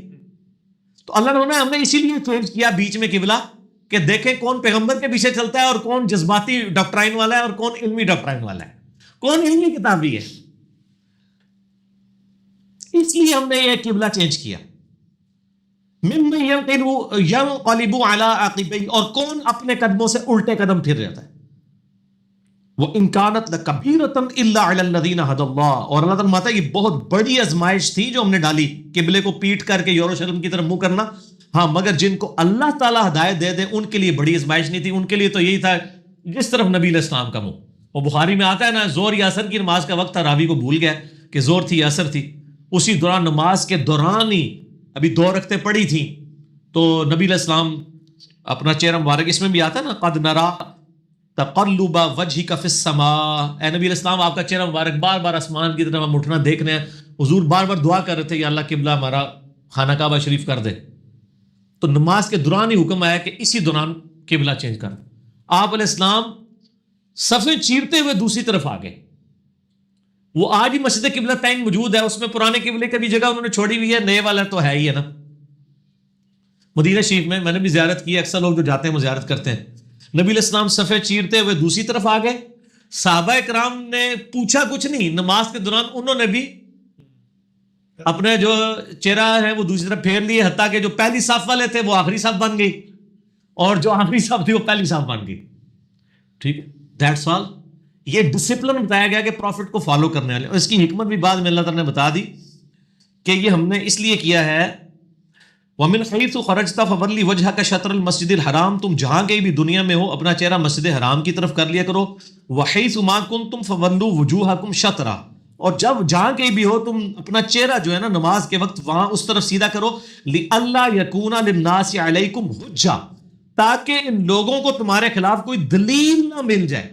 إِنَّ الَّذِينَ ظَلَمُوا مِنْهُمْ، ہاں مگر جو ان میں ظالم ہیں وہ پھر بھی کہیں گے آٹا گوندے ہلدی کیوں ہے. ٹھیک ہو گیا، آٹا گوندتے وقت تو ہلنا پڑتا ہی ہے نا. اللہ تعالیٰ ہمارا کہ میں نے اس لیے چینج کیا کہ یہ جو ایک ٹکٹ میں 2 مزے کر رہے ہیں نا، اوپر سے کہتے ہیں ہمارے قبلے کی طرف اور اندر سے کہتے ہیں یہ جھوٹا ہے، نعوذ باللہ. اگر ابراہیمی ہوتا تو خانہ کعبہ کی طرف. تو اللہ تعالیٰ فرماتا ہے ایک ایشو تو میں نے ایڈریس کر دیا کہ تمہارا قبلہ اس لیے چینج کیا تاکہ یہ اہل کتاب کے پاس حجت نہ رہے. یہ جو حجت بازی کرتے ہیں ان کو پتہ چل جائے واقعی تم ابراہیمی ہو، اس لیے ابراہیمی قبلے کی طرف آ گئے. تو اللہ فرماتا ہے اس لیے، لیکن اللہ کو بھی پتا تھا ہر مسئلہ تو نہیں ایڈریس ہوتا. جو بندہ بےمانی پہ اترا ہوا ہے. اللہ نے فرمایا الا الذین ظلموا منہم, ہاں ان میں جو ظلم میں اترے ہوئے ہیں, جو کلپ کاٹ کاٹ کے چڑھا رہے ہیں, ان کا تو کوئی علاج نہیں ہے نا, صرف سمجھا ہی سکتے ہیں نا. فلا تخشوہم, ان سے مت ڈرو, واخشونی, مجھ سے ڈرو. ان کی نہیں پرواہ کرنی کہ آپ وہ یہ کہیں گے اچھا یہ کیا ہے, دن قبلے چینج کیا رکھتا ہے, کل تک تو کہہ رہا تھا ہم بھی موسیٰ کے دین کے اوپر ہیں, تو اب پھر موسیٰ کا قبلہ تو بیت المقدس ہے, پھر تو ادھر کیوں ہو گیا؟ یہ پھر اعتراض, اگلا اعتراض آ گیا. ایک کو ایڈریس کریں گے دوسرا آ جائے گا. اور اللہ نے فرمایا ان کی پرواہ نہیں کرنی, مجھ سے ڈرو. وَلِأُتِمَّ نِعْمَتِي عَلَيْكُمْ وَلَعَلَّكُمْ تَهْتَدُونَ, تاکہ میں تم پر اپنی نعمت تمام کر دوں اور تم لوگ ہدایت یافتہ ہو جاؤ. تو یہ قبلہ اول بھی اور قبلہ آخر بھی خانہ کعبہ شریف ہے, قبلہ اوسط یروشلم ہے. تو یہاں میں ایک تھوڑی سی کڑوی بات کروں گا. یہ بیت المقدس کے نام کے اوپر جو پوری دنیا کے اندر مسلمان توڑ پھوڑ کرتے ہیں ہر سال کہ یہودیوں سے آزاد کرانا ہے, یار یہودیوں کا بھی یہ قبلہ ہے, عیسائیوں کے لیے بھی متبرک ہے اور مسلمانوں کے لیے بھی. یہ انٹرنیشنل سٹی ہے. سیدنا عمر کے دور میں بھی اور اس سے بعد 1000 سال تک, ایون سلطنت عثمانیہ کے دور میں بھی, تینوں مذاہب کے لوگوں کو یہاں پہ آنے کی اجازت تھی. یہ کسی ایک کی جاگیر نہیں ہے بیت المقدس, کیونکہ یروشلم ان کے لیے بھی ہے مقدس, عیسائیوں کے لیے بھی ہے. بلکہ یہودیوں کو تو عیسائیوں کی حکومت کی وجہ سے رومن امپائر کے انڈر تھا نا یہ, تو جب رومن امپائر یرموک میں ہار گئی, اس کے بعد شام بھی ان کے قبضے سے نکل گیا, تو مسلمانوں کے پاس بیت المقدس آ گیا. حضرت عمر نے کہا کہ بھائی میں اس کو انٹرنیشنل سٹی ڈکلیئر کروں گا. عیسائی جو ہیں وہ چونکہ حضرت عیسیٰ علیہ السلام کا قاتل سمجھتے تھے یہودیوں کو, اور سر 550 سال سے یہودیوں کا داخلہ وہاں منع تھا, سمجھ لیں آپ. حضرت عمر نے آگے پہلی دفعہ کہا کہ آنے دو, یہودیوں کا بھی حق ہے, عیسائیوں کا بھی, مسلمانوں کا بھی. یہ یہاں پر آ سکتے ہیں, ان کی متبرک جگہ ہے سب کے لیے. تو اس کے اوپر یعنی مار کٹائی والا معاملہ نہیں کرنا چاہیے. ٹھیک ہے, آپ اگر سمجھتے ہیں آپ کے یعنی اس کے اوپر اختلاف ہو سکتا ہے, میں یعنی کوئی ایسی بات نہیں کرنا چاہتا کہ کل کوئی آ کے یہاں پہ دھرنا دے دے, جناب یہ کہہ رہے جی وہ بیت المقدس ہے. وہ میں کہتا ہوں جو آپ قبلہ آپ کے پاس ہے نا, آپ اس کی حفاظت کریں, خانہ کعبہ شریف کی. اللہ تعالیٰ نے آپ مسلمانوں کو ذریعہ بنایا ہے. اور ان لوگوں سے جو یہ کہتے ہیں جی یہ کعبے والے سارے گستاخ ہیں, مسجد نبی والے سارے گستاخ ہیں, ان سے میں کہوں گا کہ بھئی آپ پہ اور آپ کی بزرگی کے اوپر سوالیہ نشان ہے کہ آپ روزانہ 5 ٹائم جس طرح منہ کر کے نماز پڑھ رہے ہیں نا, وہ قبلہ تو گستاخوں کے قبضے میں ہے بقول آپ کے. تو سر پھر آپ کی نمازیں کس کام کی ہیں؟ پہلے تو قبلہ آزاد کروائے نا. یہ تو کہہ رہے ہیں نا قبلہ اوسط کو آزاد کروانا ہے, بیت المقدس کو. یہ تو خانہ کعبے کو بھی آزاد کروانا چاہتے ہیں اپنے مسلک کے لیے. وہ تو کہتے ہیں امام کعبہ یہ تو سارے یہ تو نجدی اور یہ وہ سب کچھ, ٹھیک ہے نا. اس میں بھی اختلاف ہو سکتا ہے, حکومت جس کی بھی ہو. اصل چیز تو یہ ہے کہ مسلمان ہیں, اور یہ تو بلکہ کہتے ہیں امام کعبہ کے پیچھے نماز نہیں ہوتی. سعودیہ سے فتویٰ نکلتا ہے بریلویوں کے پیچھے نماز نہیں ہوتی. دو ہی جھوٹے ہو. میرا یوٹیوب تک لیے دیکھ لو, امام کعبہ کے پیچھے نماز کا مسئلہ, ہر مسلمان کے پیچھے نماز ہو جاتی. ٹھیک ہو گیا آگے جی. سوال ہے کہ بچوں کو گھٹی دینا سنت مبارک ہے؟ گھٹی دینا سنت ہے. صحیح بخاری میں حدیث ہے کہ جب مدینہ شریف مسلمان ہجرت کر کے گئے نا, تو لوگوں میں مشہور ہو گیا کہ کافروں نے بندھن کر دیا ہے, اب کوئی اولاد نہیں ہوگی, بندش ہو چکی ہے. تو پہلا بچہ جو پیدا ہوا وہ سیدنا ابوبکر صدیق کا نواسہ تھا, سیدہ عائشہ کا بھانجا. سیدہ عائشہ کی بڑی بہن تھی اسما بنت ابی بکر, ان کا بیٹا, اور سیدنا زبیر بن عوام جو اشرم وشرم میں سے ہیں, ان کا بیٹا, اور سیدنا ابوبکر کا نواسہ عبداللہ ابن زبیر پیدا ہوئے رضی اللہ تعالیٰ عنہ. ان کا نام عبداللہ رکھا گیا, اور نبی علیہ السلام نے اپنے مبارک ہاتھوں سے منہ میں کھجور چبا کے ان کو گھٹی دی تھی کھجور کی, اور یہ چوسنا شروع ہو گیا. تو نبی علیہ السلام نے کہا کہ یہ جو یعنی عرب کے لوگ ہیں یہ کتنی پسند کرتے ہیں کھجور, چھوٹا سا بچہ بھی چوس کے کھا رہا ہے. تو نبی علیہ السلام نے گھٹی دی, اور وہی گھٹی اہل سنت کے ہاں, اہل تشیع کے ہاں, مسلمانوں کے ہاں چل رہی ہے. کسی بھی میٹھی چیز کی دینی چاہیے, لیکن وہ فیبریکیٹڈ چیز نہ ہو, کھجور کی دیں, شہد کی دیں. اکثر چھوٹے بچے پیدا ہوتے ہیں نا, تو وہ ان کا یعنی یہ ہاضمے وغیرہ کا ایشو ہوتا ہے نا, تو ڈاکٹر اینٹی بایوٹک دینا شروع کر دیتے ہیں, بیڑا گھرک کر دیتے ہیں, بعض کا گردے فیل ہو جاتے ہیں بچوں کے. اس کا بہترین علاج یہ ہے کہ آپ بچے کو شہد کی گھٹی دیں, خالص شہد ہو, وہ نہ ہو جس پہ کسی مولانا صاحب کی تصویر بار بنی ہوئی ہو بڑی خوبصورت سی, وہ خالص نہیں ہوگا, جرمنی والا لگی ہو کوئی, انہوں نے ہمیں یقین ہے کہ وہ صحیح خالص چیز بنائیں گے. تو جو بھی ہے خالص جہاں سے بھی آپ کو ملے وہ آپ شہد دیں, تو انشاءاللہ چھوٹے بچوں کے لیے بہت مفید ہے یہ چیز. ٹھیک ہو گیا جی. مولانا طارق جمیل صاحب جو نبی علیہ الصلوۃ والسلام کا شجرہ بیان کرتے ہیں اپنے بیانات میں, یار طارق جمیل صاحب کو میں کیا کروں, آگے چلیں. اچھا جی شجرے کیا سند کے لحاظ سے صحیح ہو شجرہ؟ طارق جمیل صاحب سے بھی کچھ آگے پوچھے نا, بیان طارق جمیل صاحب کرتے ہیں, جواب ہمیں دینے پڑتے ہیں. تو طارق جمیل صاحب کا کیا قصور ہے؟ پرانے بزرگ یہ سارے کام ڈال کے گئے ہوئے ہیں. طارق جمیل صاحب تو بیچارے آپ سمجھ لیں ایک بیچ میں ایک مڈل مین ہے نا. نبی علیہ السلام کا جو کنفرم شجرہ ہے وہ حضرت عدنان رحمہ اللہ تعالیٰ تک ہے, جو عرب کی ٹریڈیشن میں ہمیں قریش کا ملتا ہے. اس سے پیچھے جتنا بھی ہے وہ اسیسمنٹ ہی ہے. بلکہ اس دفعہ تو میں نے ان کا رمضان میں لیکچر سنا, مجھے بڑی خوشی ہوئی, انہوں نے اس میں کلیریفائی بھی کر دیا ہے. پتہ نہیں وہ میری ویڈیوز تو دیکھتے ہیں, مجھے پتا ہے الحمدللہ. انہوں نے اس دفعہ پہلی دفعہ کہا کہ میں جو کچھ بیان کر رہا ہوں نا یہ بس سنا ہے, میں اس کو اون کوئی نہیں کرتا ہوں, جو کچھ پہنچا ہے. بڑی مہربانی سر, ٹھیک ہے. اور بھی جو کچھ بھی بیان کر رہے ہو زیادہ تر سنا کے سننی ہے, ٹونی پڑھ پڑھا کے سننی تھوڑی چیزیں نے. بال اس دفعہ انہوں نے جرت کی ہے, اور بیان کرنے سے پہلے ان کا میں آپ کی خواہش پہ آپ کو سنا دیتا ہوں, لیکن اس کی اگر آپ اتھینٹسٹی کی بات کریں تو وہ میرے پاس کوئی نہیں ہے, یہ اسیسمنٹ ہی ہے لوگوں کی. تو سر آگے آپ خود سمجھیں. ٹھیک ہو گیا, آگے چلیں. صحیح. جادو اور جنات کے خاتمہ کے لیے جو رقیہ کروایا جاتا ہے قرآنی آیات کے ذریعے, کیا یہ عمل درست ہے؟ رقیہ کہتے ہیں قرآنی آیات کے ذریعے جادو کا, جنات کا, عصے وغیرہ کا علاج کروانا. اس کے لیے تو نبی علیہ السلام کے وظائف ہم نے یہ لکھ کے بھی لگائے ہوئے ہیں. 5 بڑے بڑے وظائف ہیں. آیت الکرسی صبح و شام 1 دفعہ, آخری 3 کل 3 دفعہ صبح و شام, اور بسم اللہ الذی لا یضر والی دعا, اور اعوذ بکلمات اللہ التامہ والی دعا, اور لا الہ الا اللہ وحدہ لا شریک لہ. اس کے علاوہ بھی یہ بخاری مسلم ابو داؤد ترمذی نسائی ابن ماجہ میں یہ ساری روایتیں موجود ہیں. اس کے علاوہ بھی ہے سورۃ البقرہ کی آخری 2 آیات بخاری مسلم میں آتا ہے, مسلم شریف میں آتا ہے. سورہ بقرہ کی تلاوت جنات کو دور کرنے کا سبب ہے. اس پہ میرے آپ جادو جنات سے بچنے کا وظیفہ آپ یوٹیوب پہ لکھیں, لاکھوں لوگوں نے کلپ دیکھا ہے تعویذات کے اوپر. تو یہ رقیہ آپ جہاں پہ ونس آپ پتہ نا ایک پریونٹیو علاج ہوتا ہے, ایک کیوریٹیو علاج ہوتا ہے. سر سائنس کے بغیر آپ دین بھی نہیں سمجھا سکتے لوگوں کو. پریونٹیو علاج یہ ہوتا ہے کہ بیماری ہونے سے پہلے آپ علاج کر لیں, جیسے کہ ویکسینیشن ہے. کیوریٹیو علاج یہ ہوتا ہے کہ جب بیماری ہو جائے پھر وہ ویکسین سے علاج نہیں ہوتا, بلکہ بیماری بڑھ جاتی ہے, کیونکہ وہ اسی بیماری کے جراثیم ہوتے ہیں. ویکسینیشن کیا ہوتی ہے کہ جس کی آپ ویکسینیشن کر رہے ہیں اس بیماری کے کمزور جراثیم آپ کے جسم میں ٹیکے سے داخل کر دیے جاتے ہیں. آپ کے جسم کا نظام اللہ نے بڑا محکم بنایا ہے. وہ جسم ان جراثیم سے لڑتا ہے, ان جراثیم کو شکست دے دیتا ہے. اب جب وہ اوریجنل جراثیم آتے ہیں نا تو جسم پہلے ہی وہاں سے کہتا ہے انہیں ٹاک لینے انہوں 6 چھکے ماریں گے, تو پھر جسم ان کو شکست دے دیتا ہے. لیکن جس بندے کو پہلے بیماری لگی ہوئی ہے اس کو آپ جراثیم والا ٹیکہ لگائیں ویکسین کا, تو وہ تو الٹا ہی شاید اثر کرے. تو اس لیے کیوریٹیو علاج یہ ہوتا ہے کہ وہ پھر ڈفرینٹ اینٹی بایوٹکس سے باقی چیزوں سے, اس طریقے سے جو رقیہ ہے یہ بھی کیوریٹیو علاج ہے, یہ پریونٹیو نہیں ہے.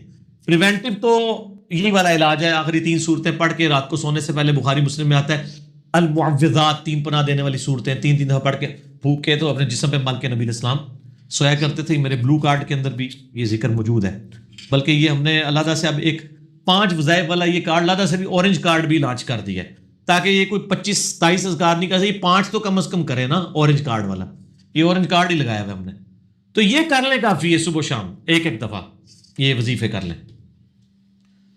تو پھر تو آپ کو کسی عامل کے پاس جانا پڑے گا, اور وہ لوگوں نے تجربات کے ذریعے حاصل کیا. صحیح مسلم میں حدیث ہے تم میں سے جو کوئی اپنے بھائی کو نفع پہنچا سکتا ہے وہ پہنچائے. صحیح مسلم میں حدیث ہے تم اپنے زمانے جاہلیت کے دم مجھ پر پیش کرو, اگر ان میں شرکی الفاظ نہیں تو اب بھی ان کو ویسے ہی کرتے رہو. اسی طریقے سے مسلمانوں نے بھی تجربات سے چیزیں حاصل کی ہیں کہ قرآن حکیم میں جو جادوگروں اور موسیٰ علیہ السلام کا واقعہ ہے نا, وہ قرآن پاک میں کئی جگہ ہے جس میں جادوگر شکست کھا گئے, موسیٰ علیہ السلام کو اللہ نے فتح دی. ان آیات کی اگر تلاوت کر کے رقیہ کیا جائے, آلریڈی جن لوگوں پہ جادو ہوا ہے, کہیں پہ خون کے چھینٹے گرتے ہیں اور کپڑے کٹ جاتے ہیں اور سارے معاملات ہوتے ہیں. ویسے پاکستان میں تو ہر گھر میں ہی جادو لوگ کلیم کر رہے ہوتے ہیں, وہ نہیں ہوتا, کوئی کیس ہوتا ہے, یہ تو وہمی قوم ہے نا. تو وہ پھر رقیہ کرتے ہیں. باقی یہ وہ کالی مرغی ذبح کر کے اس کا خون گرانا اور یہ تو ساری فضول چیزیں. صحیح العقیدہ جو مشرک نہ ہو, شرک کرنے والا نہ ہو، موحد ہو، اس سے علاج کروایا جائے، اور یعنی کارگر ہے۔ یہاں پہ بھی ہمارے پنڈی شہر میں وہ کون سے ہیں جی، اقبال سلفی صاحب، یعنی وہ کافی پوری دنیا ان کے پاس آتی ہے، ان کے یوٹیوب پہ کلپ بھی رکھے ہوئے ہیں، آپ اقبال سلفی لکھیں تو وہ کافی رقیہ کرتے ہیں۔ یہاں بھی جیلم میں بھی ان کے اسٹوڈنٹس موجود ہیں، فی سبیل اللہ کرتے ہیں، آپ پیسے نہیں آپ سے لیتے، آپ خود اپنی مرضی سے دینا چاہیں تو نہ بھی نہیں کریں گے، وہ تو ہم ہی ہیں جو نہ کر دیتے ہیں، تو سارے لوگ تو کرتے ہیں، پیسے دیتے ہیں، ماشاءاللہ کروڑ پتی ہو چکے ہیں وہ، لیکن ان کے اوپر کوئی فتویٰ نہیں، وہ پیسے لے بھی لینا تو صحیح بخاری میں حدیث موجود ہے کہ وہ سورۃ الفاتحہ دم کرنے کا معاوضہ لیا تھا، رقیہ کا معاوضہ جائز ہے، لیکن اگر کوئی فی سبیل اللہ کرتا ہے وہ بہت اچھا ہے، ٹھیک ہے، تو جواز ہے۔ تو میں یہ نہیں کہہ رہا کہ میں کسی کی روزی روٹی کیوں بند کروں جو حلال طریقے سے چل رہی ہے، تو وہ اگر کوئی چلانا چاہتا ہے چلائے، تو باقی وہ باقیوں سے بہتر ہے، مانگتے نہیں ہیں، مفت علاج کریں گے، آپ دے دیں گے تو لا تما لا جمع لا منع، لا تما کہتے ہیں لالچ نہیں ہے، لا جمع جمع نہیں کرتے، یہ تو خیر ان کو ہی پتا ہوگا، اور لا منع منع بھی نہیں کرتے، ٹھیک ہو گیا، ٹھیک، تو وہ کروائیں جی ایسے لوگوں سے جن کو مسئلہ ہے۔ باقی یہ ان کے پاس نہ جائیں جو قبرستان لے جاتے ہیں اور وہ جی کالی بکری کالی مرغی لے آئیں اور یہ، اور پھر خاندان میں آپس میں پھوٹ ڈلواتے ہیں، نہیں فلانے نے کرائے تعویذ، فلانے نے کرائے ہوئے ہیں، اس طرح کسی کو کوئی نہیں پتہ چلتا، ٹھیک ہوگا نا، اس طرح کوئی نہیں جان سکتا کہ کس نے کیا کیا ہوا ہے، اندازے ہی ہوتے ہیں ان کے۔ جی، کیا یہ بات درست ہے کہ نیک لوگوں پر آزمائشیں بھی زیادہ آتی ہیں؟ ہاں، یہ حقیقت بات ہے، سب سے زیادہ آزمائشیں ہمارے نبی علیہ السلام پر آئیں۔ صحیح مسلم میں حدیث ہے، آپ صلی اللہ علیہ وسلم کو طائف کے موقع پہ پتھر لگے، آپ کے مبارک خون سے مبارک جوتیاں جو ہیں وہ بھر گئیں، اور غزوہ احد کے موقع پہ آپ کے 4 دانت شہید ہوئے۔ ترمذی میں اور ابن ماجہ میں ایک صحیح حدیث ہے، آپ صلی اللہ علیہ وآلہ وسلم نے فرمایا کہ اللہ تعالیٰ سب سے زیادہ تکالیف دنیا میں ان کو دیتا ہے جو اللہ تعالیٰ کو سب سے بڑھ کر محبوب ہوتے ہیں، یعنی انبیاء کرام۔ یہ آپ سے نے فرمایا کہ نبیوں پہ سب سے زیادہ تکلیف آتی ہے، اس کے بعد آپ نے یہ نہیں کہا صحابہ پہ آتی ہے، آپ نے کہا ان کے بعد ان پر جو اللہ کو نبیوں کے بعد سب سے بڑھ کر محبوب ہوتے ہیں۔ اب کئی صحابہ ہیں انہوں نے پوری زندگی لگژریس لائف گزاری ہے، کئی نے تکلیف اٹھائی ہے، اور آج بھی کئی لوگ ایسے ہیں جو لگژریس لائف گزار رہے ہیں، کئی تکلیف اٹھا رہے ہیں۔ یہ اب اللہ کو پتا ہے کہ کس نے کس قسم کی تکلیف اٹھانی ہے، پھر وہ چاہے صحابی ہے چاہے قیامت تک آخری کوئی مسلمان آنے والا ہے، وہ اللہ نے اب ڈیفائن کرنا ہے کہ کس کو کتنے لیول کے اس کے ایمان کے اعتبار سے آزمایا جائے گا۔ سورہ العنکبوت کا آغاز اس سے ہوتا ہے کہ لوگ اس بات پہ چھوڑ دیے جائیں گے کہ وہ کہیں کہ ہم ایمان لے کے ان کی آزمائش نہیں ہوگی، تم سے پہلے لوگوں کو بھی ہم نے آزمایا اور تمہیں بھی ضرور آزمائیں گے۔ پھر سورہ بقرہ میں بھی ہے وَلَنَبْلُوَنَّكُمْ بِشَيْءٍ مِّنَ الْخَوْفِ وَالْجُوعِ وَنَقْصٍ مِّنَ الْأَمْوَالِ وَالْأَنفُسِ وَالثَّمَرَاتِ، ضرور آزمائیں گے، خوف سے، بھوک سے، جان اور مال میں نقصان سے، پھر دیکھیں گے کون صبر کرنے والا ہے، ان اللہ مع الصابرین۔ تو آزمائش تو آنی ہے۔ تو ترمذی ابن ماجہ کی حدیث ہے، اس کے بعد ان پہ آتے ہیں آزمائش جو ان کے بعد اللہ کو سب سے بڑھ کر محبوب ہوتے ہیں، اور بندہ زمین پر اسی طریقے سے آزمائش جھیلتا رہتا ہے حتیٰ کہ اللہ تعالیٰ اسے پاک و صاف کر کے اپنے پاس بلا لیتا ہے۔ آزمائش انسان کے گناہوں کے جھڑنے کا بھی سبب بن جاتا ہے، اور جن کے گناہ نہیں ہوتے ان کے لیے فضیلت کا سبب بن جاتا ہے۔ بخاری مسلم میں حدیث ہے، کسی مسلمان کو کوئی دکھ درد اندیشہ بھی پہنچتا ہے، ذہنی ٹینشن بھی، ٹینجیبل نہیں، نان ٹینجیبل چیز، حتیٰ کہ اس کے پاؤں میں کانٹا بھی چوب جائے، اس کے بدلے بھی اللہ اس کے گناہوں کو معاف کر دیتا ہے، اس کے درجات بلند ہوتے ہیں۔ تو تکلیفیں تو آتی ہیں، اور نبیوں پہ بھی آئیں، ان کے ماننے والوں پہ بھی آئیں، تکلیف کے بغیر تو اللہ نے چھوڑنا نہیں ہے۔ البتہ ہر بندے کا ٹیسٹ ڈفرینٹ ہے، کسی کو اللہ تعالیٰ بے اولاد رکھ کے آزمائے گا، کسی کی جوان اولاد چھین کے آزمائے گا، کسی کی جوان اولاد کو نافرمان بنا کے آزمائے گا، کسی سے اس کی بینائی لے کے اس کو آزمائے گا، کسی کو کے گردے فیل کر کے اس کو آزما لے گا۔ ہر بندے پہ آزمائش ڈفرینٹ ہے، اور یہ یاد رکھیں یہ جتنی آزمائشیں ہیں نا، یہ اللہ تعالیٰ نے پہلے لوح محفوظ پہ لکھی ہوئی ہیں۔ قرآن پاک میں ایک آیت ایسی ہے جو اس ٹروتھ کو ریویل کرتی ہے، اس کے بغیر تو آپ کوڑ کوڑ کے مر جائیں گے کہ میرے پہ یہ تکلیفیں کیوں آئیں۔ جب آپ کو یہ آیت پتہ چلے گی نا، پھر آپ کہیں گے یا اللہ جس حال میں تو رکھے، تو نے آزمانا تو ہے۔ اور یہ جو طارق جمیل صاحب اور یہ باقی جو وائزین کر رہے ہیں نا کہ آپ اللہ کے راستے پہ آ جائیں تو انشاءاللہ تعالیٰ ساری پریشانیاں دور ہو جائیں گی، ان کو تھوڑا اپنے آپ کو ریوائز کرنا چاہیے۔ اس طریقے سے پریشانیاں دور نہیں ہوں گی، پریشانیاں جھیلنی آسان ہو جائے گی۔ اگر اللہ کے راستے پہ آنے سے پریشانیاں دور ہونی ہوتی تو نبی الاسلام کی دور ہوتی نا. بخاری مسلم حدیث ہے, وفات تک اما عائشہ کہتی ہیں کہ 3 مہینے ہمارے گھر میں چولہا نہیں جلتا تھا. 2 کالی چیزوں پہ, کھجور اور پانی پہ گزارا ہوتا تھا, اور وہ بھی تھوک کے حساب سے نہیں, 1 کھجور اور پانی کا پیالہ صبح, میٹھا پانی 8-10 کلومیٹر سے بھر کے لانا پڑتا تھا, اور ایک شام کو. یہ ٹوٹل خوراک تھی. ٹھیک ہے. اور بعد میں صحابہ کرام کو بھی دیکھ لیں, رومن اور پرشین امپائر بھی فتح ہو گئی ہیں تو انہوں نے اپنی زہد کی زندگی گزاری ہے. تو یہ کہانیاں نہ کرایا کریں لوگوں کو. لوگ پھر مایوس ہوتے ہیں, لوگ کہتے ہیں نہیں ہم دین کے راستے پہ آئے, تکلیفیں اور بڑھ گئی ہیں. یہ پھر وہ لوگ, اس طرح نہیں ہوتا. ہاں اس لیے کہا کہ پھر دنیا حسنہ مانگو اور آخرت میں حسنہ مانگو. حسنہ کا کیا مطلب ہے کہ رزق کی فراوانی ہو جائے گی؟ نہیں, جس حال میں آپ خوش ہو جائیں گے. جو صحیح مسلم میں حدیث ہے, ہمیشہ اپنے سے نچلے والے کو دیکھو, یوں تمہیں قناعت نصیب ہوگی, اللہ کی نعمتوں پہ شکر کرو گے. دنیا میں کوئی شخص کہہ سکتا ہے کہ میرے سے نیچے تو ہی کوئی نہیں ہے؟ سر ہر مسلمان اربوں لوگوں سے اوپر ہے. دنیا میں اس وقت بھی 4 ارب لوگ ہیں جن کے دل میں کلمہ نہیں ہے, تو مسلمان اس سے اوپر تو ہے نا. پھر اور نعمتیں گننے شروع کریں. سر پی سی ہوٹل کا مالک جو ہے وہ مرچ نہیں کھا سکتا, اور میں چنا چاٹ بھی کھا لیتا ہوں, تو میں اسے بہتر ہوں. ایک فیکٹر میں نے کنسیڈر کیا ہے نا. اس کے بعد دولت ہے تو کیا کرے گا؟ ڈالر کھائے گا. تو ہر بندے کو اللہ نے آزمائش میں ڈالا ہوا ہے. تو یہ آیت ہے سورۃ الحدید کی آیت نمبر 22 اور 23. اعوذ باللہ من الشیطان الرجیم. ما اصاب من مصیبت فی الارض, کوئی بھی مصیبت جو زمین میں آتی ہے, ولا فی انفسکم, یا وہ تمہاری جان میں آتی ہے, الا فی کتاب من قبل ان نبرأھا, وہ ہم نے لوح محفوظ پہ پہلے ہی لکھ لی ہے کہ اس کو بھیجیں ہم. زمین پہ ارتھ کوئک آتے ہیں, یعنی زلزلے آتے ہیں, سیلاب آتے ہیں, قحط سالی آتی ہے, وبائی مرض پھیلتا ہے, یا تمہاری جان میں کسی کے گردے فیل ہوتے ہیں, کسی کو ہیپاٹائٹس ہو جاتا ہے, کسی کو کینسر ہو جاتا ہے. اللہ تعالیٰ ماتا ہے یہ ساری تکلیفیں میں نے پہلے ہی لکھی ہیں لوح محفوظ پہ کہ اربوں انسانوں میں سے کس بندے کو کون سی تکلیف دینی ہے. اللہ اکبر. ذالک ان ذالک علی اللہ یسیر, اور بے شک یہ اللہ کے لیے بڑا آسان ہے. تمہارے لیے مشکل ہے کہ اتنا ڈیٹا کیسے مینج کیا ہوا ہے, اللہ کے لیے آسان ہے. کس لیے؟ لِكَيْ لَا تَأْسَوْا عَلَىٰ مَا فَاتَكُمْ, یہ اس لیے میں نے کیا تاکہ تم کف افسوس نہ ملو جو تم سے چھن جائے.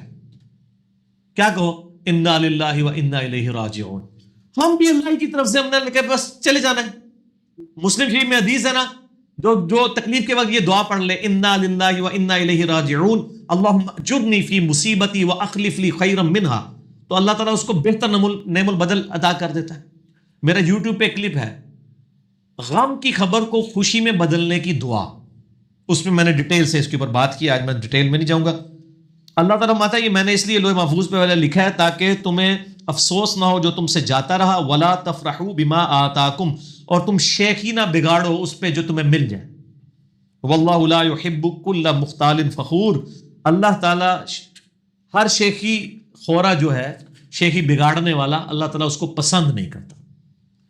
تو اسلام تو کہتا ہے جی خوشی ہے تب گاڈ اورینٹڈ ہو, غم ہے تب گاڈ اورینٹڈ.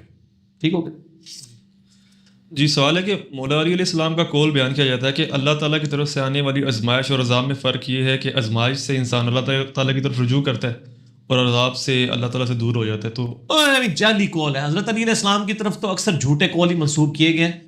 یہ کوئی تھرمامیٹر نہیں ہے کہ کوئی شخص یہ ڈیفائن کر سکے, کیونکہ ایک مکتبہ فکر کے کسی بندے پہ تکلیف آتی ہے تو دوسرا فرقے والا کیا کہتا ہے؟ اس سے اللہ کا عذاب ہے, کہتا ہے نا. اور جب اس پہ تکلیف آئے تو وہ کہتا ہے وہ عذاب پہ آئے. تو یہ جب آپ کو کوئی کہے نا کسی کے ساتھ یہ ہو گیا ہے, تو ان کے علماء کے ساتھ کیا کچھ نہیں ہو رہا, تو کیا یہ کہیں گے کہ ہمارے علماء کے اوپر عذاب الہی آیا ہوا ہے جو ان کے ساتھ یہ ہو گیا؟ کوئی بھی نہیں کہے گا, دوسروں کے لیے کہیں گے. اور یہ کہنا کہ جی اللہ کی طرف انسان رجوع لاتا ہے, ہم نے تو دیکھا ہے کہ جو اس کے اوپر تکلیف آتی ہے تو وہ اللہ کی طرف رجوع لاتا ہی ہے مسلمان ہو تو, اور رجوع لانے کے فوراً بعد جب تکلیف دور ہوتی ہے پھر واپس بھی آ جاتا ہے. بہت کم لوگ ہیں جو قائم رہتے ہیں اس کے اوپر. تو یہ کوئی ہارڈ اینڈ فاسٹ رول نہیں ہے کہ جی آپ اللہ کی طرف رجوع لائیں تو یہ آزمائش ہے, اور اگر اللہ کی طرف نہیں رجوع لاتے ہیں تو عذاب ہے. سورہ سجدہ میں آیا کہ ہم دنیا کی زندگی میں تمہیں عذاب دیں گے, عذاب عربی والا تکلیف, تاکہ تم ہماری طرف پلٹ آؤ. اس لیے آپ دیکھیں نا جتنے لوگ دین پہ چلتے ہیں نا, اکثریت کسی کی ماں مری ہوتی ہے. سعید انور کو دیکھ لیں, اس کی بچی 8 سال کی فوت ہوئی, وہ اللہ کے راستے پہ آئے. ٹھیک ہے نا جی. تو تکلیف کے ذریعے انسان اللہ کی طرف مائل ہو جاتا ہے. تو دنیا میں آپ یہی کہیں گے کہ جو بھی جس پہ تکلیف آ رہی ہے نا یہ اللہ کی طرف سے آزمائش ہے. عذاب کو صرف پیغمبر بتا سکتا ہے کہ کسی کے اوپر عذاب ہے کہ نہیں. ٹھیک ہوگا نا جی. ورنہ تو جن کے اوپر تکلیفیں آئی ہوئی ہیں, دیکھیں آپ حضرت حسین علیہ السلام پہ کیسی تکلیف آئی ہے. اس زمانے کے ہزاروں لوگ آل امیہ کے لوگ حضرت حسین کو بدعتی کہتے تھے. وہ کہتے تھے اس نے امام وقت کے خلاف خروج کیا ہے اور یہ بدعتی ہے.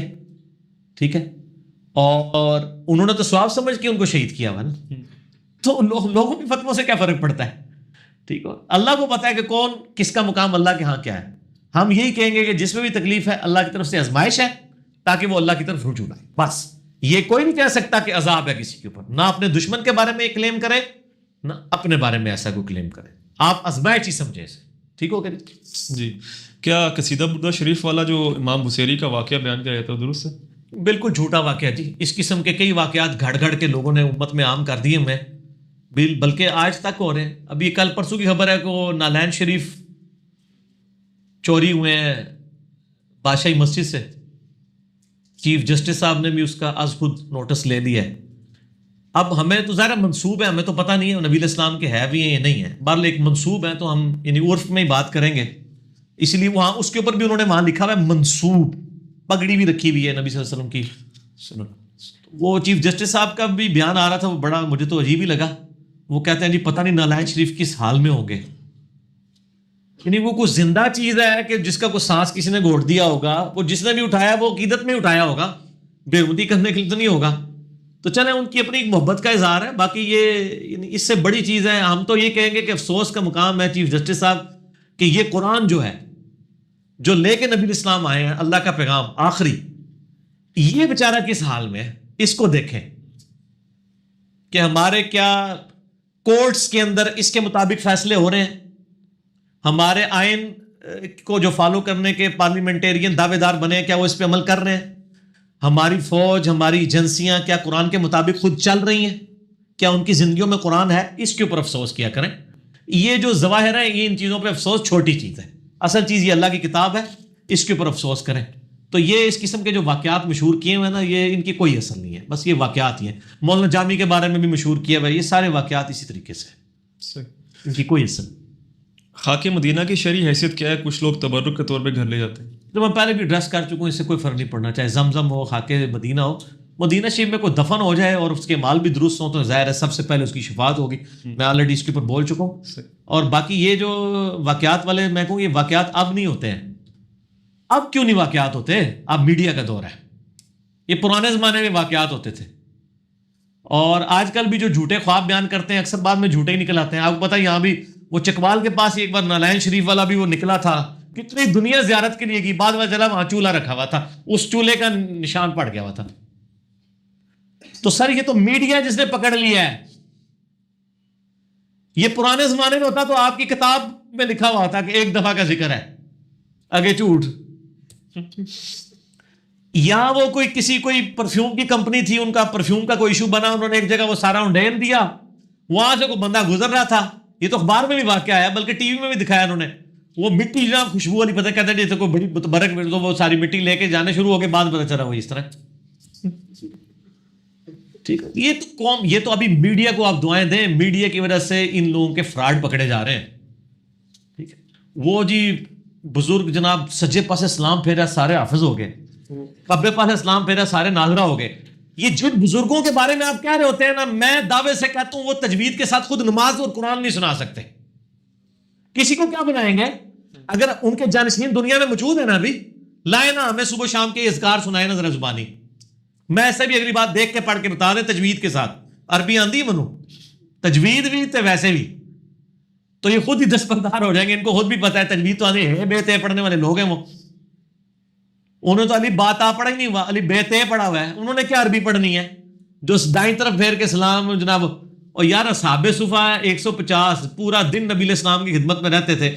آپ نے تو نہیں فرمایا سجے پاسے سلام پھیر کے میں سارے حافظ بنا دیتا ہوں, الٹی طرف جو ہے وہ سارے ناظرہ بنا دیتا ہوں. اس وقت تو ضرورت بھی تھی جب مین پاور ہی کوئی نہیں تھی مسلمانوں کے پاس. انہوں نے حافظ مارے نہیں مکتے, ٹھوکتے صاحب حافظ نے, اور ضرورت بھی کوئی نہیں ہے کیونکہ قرآن مصحف جو ہے لاکھوں کی تعداد میں موجود ہے. پہلے تو رٹن نسخوں کا ایشو تھا نا, ہاتھ سے لکھا جاتا تھا. کسی کسی کے پاس کلمی نسخہ ہوتا تھا، اس لیے عرب کے لوگ زبانی یاد رکھتے تھے. اسی لیے حدیثیں بھی ایز سچ اس زمانے میں نہیں لکھی جاتی تھی، کثرت سے زبانی حدیثیں روایت ہوتی تھی. تو اب تو ضرورت ہی کوئی نہیں ہے. تو یہ جتنے حافظ دائیں طرف سلام پھیرنے والے سارے حافظ اور بائیں طرف ناظرہ بنا دیتے ہیں جو امام کریں نا، آپ ان کو خود نہیں نماز آتی ہوتی، کسی کو کیا بنائیں گے. لوگ تو کہتے ہیں پچھلے نہ سنیں گے، میں کہتا ہوں نا، جو امام کہہ رہے ہیں نا اس کا سنیں گے، اس کو بھی قرآن آتا ہے کہ نہیں دیکھ کے. جو بنا رہا ہے اس کو تو مطلب وہ جو بن رہے ہیں وہ تو نہیں ہم چیک کریں گے، جو کہہ رہے ہیں میں بنا رہا ہوں وہ اپنے آپ کو تو بنا لے. سر علم اس طرح نہیں آتا. علم کے لیے تو نبی علیہ السلام کو بھی کہا گیا دعا مانگے، قل رب زدنی علم. علم تو ایفرٹ پٹ کرنے سے آتا ہے، دعا کرنے سے اور اس کے بعد ایفرٹ پٹ کرنے سے. اسی لیے صحیح مسلم میں حدیث ہے، جو علم کے راستے پہ چلا اللہ تعالیٰ اس کے لیے جنت کا راستہ آسان کرتے ہیں.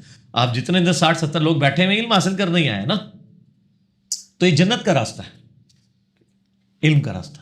جبکہ آپ فرقوں کا علم نہ حاصل کریں، کتاب و سنت کا علم حاصل کریں. بابوں کا علم حاصل نہ کریں، کتابوں کا حاصل کریں.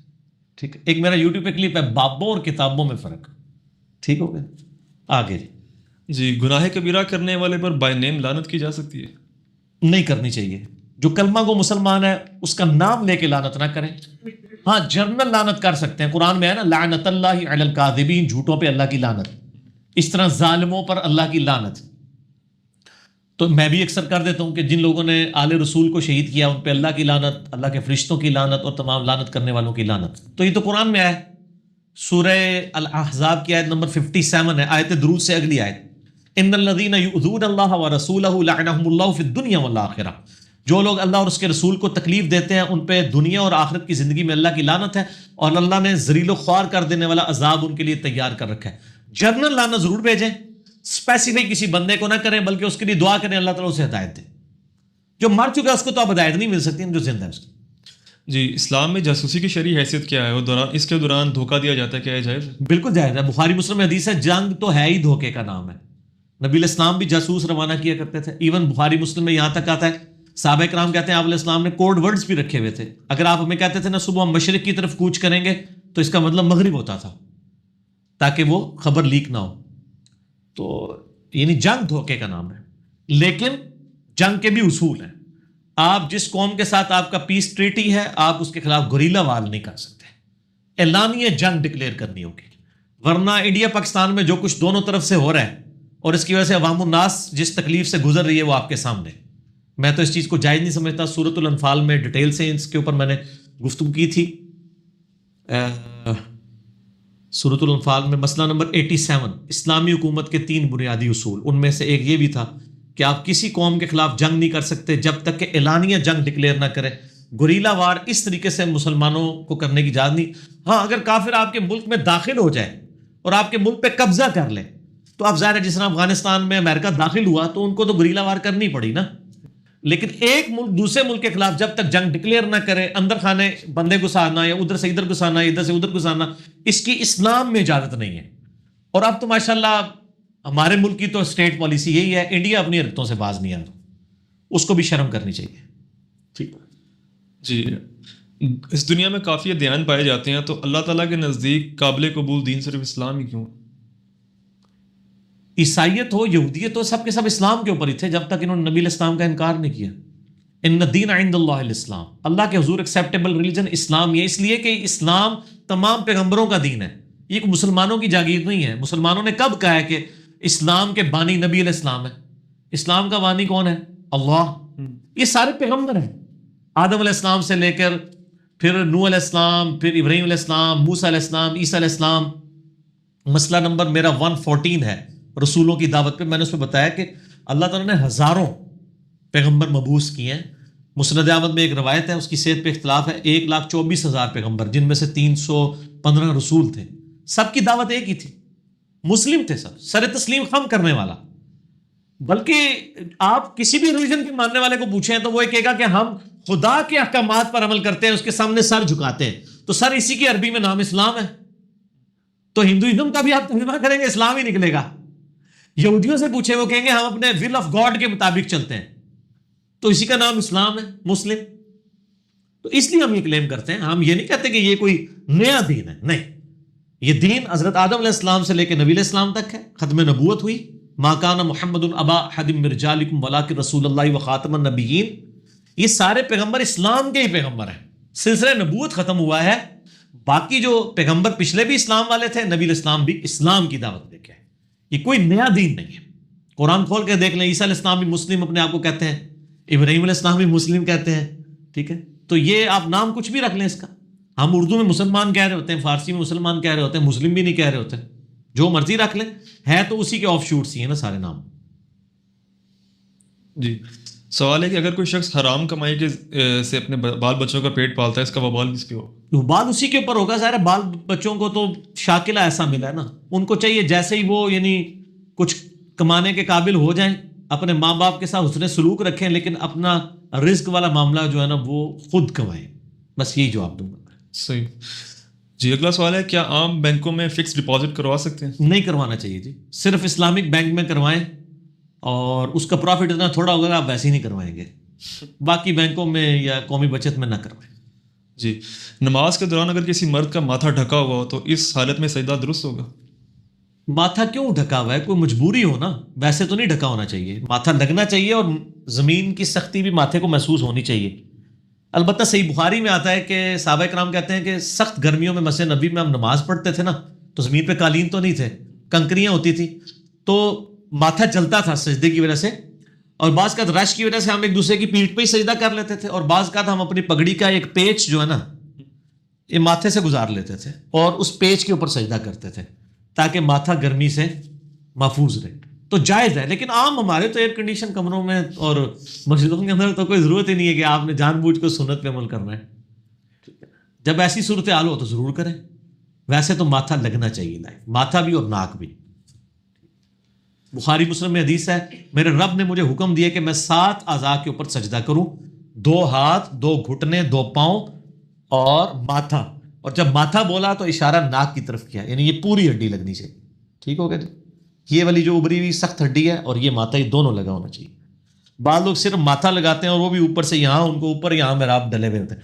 اچھا محراب کا میں بتا دوں، اگلے دن میرا بچہ بھی مجھ سے پوچھ رہا تھا، بابا آپ کو یہاں کالا نشان ہے، مجھے سمجھ آ گئی وہ کیا پوچھنا چاہ رہا ہے، تو میں نے کہا ہاں یار تھوڑا تھوڑا تو ہے مجھے، تو اس نے کہا یہ اللہ تعالیٰ کی طرف سے ہوتا ہے۔ میں نے کہا یہ اللہ تعالیٰ کی طرف سے اس وقت ہوتا ہے جب آپ ایسی جگہ پہ نماز پڑھیں جہاں پہ نشان پڑھتے ہیں، اگر آپ بہترین قسم کے قالینوں پہ پڑھیں تو نہیں ہوتا۔ اس لیے آپ دیکھیں ہمارے پرانے جتنے بزرگ تھے ان کو مراد ڈلے ہوتے تھے، اور لوگ نے پرانے پہ ہوتے سن۔ سر آپ جو ہے نا یہ کھجور کی چٹائی کے اوپر ابھی نماز شروع کریں نا، 1 سال کے اندر آپ کو مراد پڑ جائے گا۔ پاؤں پہ تو سب کو ڈلا ہوتا ہے نا، دائیں پاؤں کے اوپر، بائیں پاؤں کے اوپر جو بچھاتے ہیں ہم، ٹھیک ہو گیا۔ تو یہ نشانوں کے ساتھ نہیں، اور دوسرا جو صحابہ کرام کے بارے میں ہے نا کہ ان کا اثر ان کے ماتھوں پہ دکھائی دیتا ہے، یعنی وہ فزیکل اثر بھی ہو سکتا ہے اور نہ بھی، اس سے کوئی فرق نہیں پڑتا۔ اور اگر آپ کہتے ہیں فرق پڑتا ہے تو سر بریلیوں سے پوچھیں کہ یہ دیوبندیوں کو جو مراد ڈلے ہیں تبلیغ جماعت والوں کو، کیا یہ جنتی نشان ہے؟ کہنے گے نہیں، ساڈے کو تو پھر نہیں گلانے نا۔ اور آپ تبلیغ جماعت والوں سے پوچھیں یہ سبز پگڑی والوں کو جو نشان ڈلے ہیں، کہنے گے ایویں نے، اسی کہنے سارے ہی ایویں نے، کچھ نہیں ہونا، نہ میں وہابی نہ میں بابی، میں ہوں مسلم علمی کتاب۔ سر آپ کو ہم نے طریقہ سکھا دیا ہے بات کو مرض کو جڑ سے پکڑنے کا۔ جیسے کو کلیم کرے نا کہ جی جنت کی نشانی ہے میرا، ان کو ایڈا دوسرے نو پیا ہو گیا، نہیں ان کا اپنا ہی بوجھ پا کے نا، ٹھیک ہو گیا۔ پکی بھی ہو، پکی تو بغیر تے مروڑ ختم ہی نہیں ہوتا، ٹھیک ہے، علمی پکی۔ چلے جی پراپرٹی خریدتے وقت کم رقم لکھوا کے ٹیکس بچانا یہ غلط ہے، بالکل نہیں ٹیکس بچانا چاہیے، اس طریقے سے غلط ہے۔ کم قیمت نہیں، باقی سرکاری قیمت لکھوائیں۔ بعض کا جعلی قیمتیں ان پراپرٹی ڈیلرز نے بھی بنا دی ہوئی ہیں نا، تو اس علاقے کی سرکاری قیمت بھی ہوتی ہے، وہ آپ پتہ کریں وہ تھوڑی ہی ہوتی ہے، وہ لکھوائیں اور کسی کو بتائیں نا، ورنہ حق شفا ہو جاتا ہے۔ تو وہ لوگ یہ بھی چھپا بھی رہے ہوتے ہیں نا، حق شفا کر لیں گے۔ تو ٹیکس بچانے کے لیے کم قیمت نہیں، ٹیکس دینا چاہیے، کیونکہ ہم بینیفیشری ہیں نا اس نیشن کے۔ یہی لوگ باہر کے ملکوں میں تو 40% ٹیکس دے رہے ہیں، اس ملک میں نہیں دیتے آ کے، تو ٹیکس دیں نا سر۔ سڑکوں پہ آپ سفر کرتے ہیں اور آپ کہتے ہیں سڑکیں بننے کے لیے جو ٹیکس ہے وہ ہم نے نہیں دینا۔ ڈیم کے پانی سے آپ مستفید ہوتے ہیں لیکن آپ کہتے ہیں میں نے ڈیم فنڈ میں پیسے نہیں دینے۔ تو سر یہ تو گورا بھی نہیں کرتا اس طرح، جن ویلفیئر اسٹیٹس کی آپ مثالیں دیتے ہیں۔ البتہ اس کی ایک تلخ پہلو ہے کہ اگر وہاں پہ 40% ٹیکس لے رہے ہیں نا، تو سر آپ پہ جب برا وقت آتا ہے نا وہ آپ کو فریلی سپورٹ کرتے ہیں۔ یہ ایک حقیقت ہے، اور یہ ایک ایسی تلخ حقیقت ہے جس کا جواب میرے پاس نہیں ہے۔ یہ ہمارے حکمرانوں کا کام ہے کہ وہ اپنے آپ کو سیدھا کریں اور ویلفیئر اسٹیٹ بنائیں. صرف سوشل میڈیا کے اوپر اور بیانوں میں نہیں مدینے کی ریاست بنائیں, باقی فزیکلی مدینے کی ریاست بنائیں. ٹھیک ہو جی سوال یہ کہ کیا کسی سید پر عقیقے کا گوشت کھانا جائز ہے, کیونکہ یہ بھی صدقہ ہے؟ نہیں, یہ صدقہ وہ والا نہیں ہے. وہ جو صدقہ منت کا صدقہ ہے وہ سید پہ حرام ہے. عقیقہ تو آپ علیہ السلام نے خود اپنا کیا ہے, خود بھی کھایا, صحابہ کرام کو بھی کھلایا ہے. سنن کبریٰ البیہقی میں موجود ہے, اپنے اعلان نبوت کے بعد آپ نے عقیقہ کیا. عقیقے والا صدقہ جو ہے یہ ڈفرینٹ ہے. یہ سید غیر سید دونوں کھا سکتے ہیں, امیر و غریب دونوں کھا سکتے ہیں. یہ وہ والا صدقہ نہیں ہے جو دوسرے والا صدقہ ہوتا ہے. جی, مسلم ممالک کے اندر غیر مسلموں کو پارلیمنٹ کا حصہ بنانا قرآن و سنت کے مطابق کیا درست سمجھ؟ اگر ان کی ایکسپرٹیز ہیں اور آئین اجازت دیتا ہے, جیسے ہمارا آئین تو اجازت یہ نہیں دیتا کہ آپ پرائم منسٹر جو ہے کوئی نان مسلم ہو سکتا ہے, یا پریزیڈنٹ یا چیئرمین سینٹ, تو پھر تو نہیں بننا چاہیے. اگر کہیں پہ ہے اور آپ کا اس کو مسلمان اویلیبل نہیں ہے اس لیول کا, پھر الگ بات ہے. بس اتنا ہی میرا جواب رکھیں, اس سے زیادہ میری زبان نہ کھلوائیں. صحیح, ٹھیک ہو گیا جی. اگلا کیونکہ میں تو پھر یہ بات کروں گا کہ جن کو آپ نے مسلمانوں کو بھی عہدے دیے ہوئے ہیں, اگر وہ بریلوی ہیں تو دیوبندیوں کے نزدیک وہ کافر ہیں, اور اگر دیوبندی ہیں تو بریلویوں کے نزدیک وہ کافر ہیں. اور اگر آپ کہیں نہیں کافر نہیں ہے, وہ تو بس ویسے اختلاف رکھتے ہیں, تو ان کو کیا آپ کسی ریناؤنڈ عالم سے لکھ دیں کہ دوسرے فرقے والا گمراہ ضرور ہے لیکن یہ کافر نہیں ہے, انشاءاللہ ایک نہ ایک دن جنت میں چلا جائے گا. کبھی بھی نہیں آپ کو لکھ کے دیں گے. نہ تو یہ بٹوین دا ورڈز کافر سمجھ رہے ہوتے ہیں ایک دوسرے کو. ٹھیک ہو گیا جی.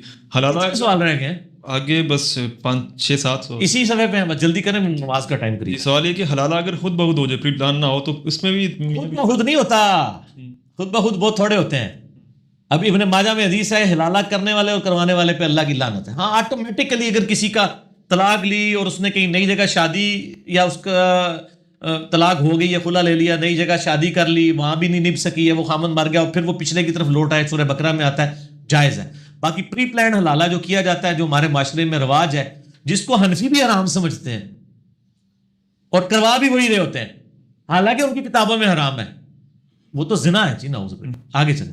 جی. سوال یہ جو واقعہ بیان کیا جاتا ہے, نبی علیہ السلام پہ جو پہلی بھئی آئی تو سیدہ خدیجہ کا ورقہ بن نوفل کے پاس لے کے جاتی, بالکل ثابت ہے, صحیح بخاری میں موجود ہے. ورقہ بن نوفل ظاہر ہے عیسائی تھے اور عالم تھے, وہ یعنی وہی کے سمجھنے والے تھے. انہی کے پاس ایکسپرٹ اوپینین کے طور پہ نبی علیہ السلام لے گئے, اور انہوں نے پہلے بتا دیا تھا کہ یہ وہ وہی ہے جو حضرت موسیٰ اور عیسیٰ علیہ السلام کے پاس آئی تھی, اور آپ کی قوم آپ کو نکال دے گی آپ کے علاقے سے, اور اگر میں زندہ رہا تو میں یعنی آپ صلی اللہ علیہ وآلہ وسلم کا ساتھ دوں گا.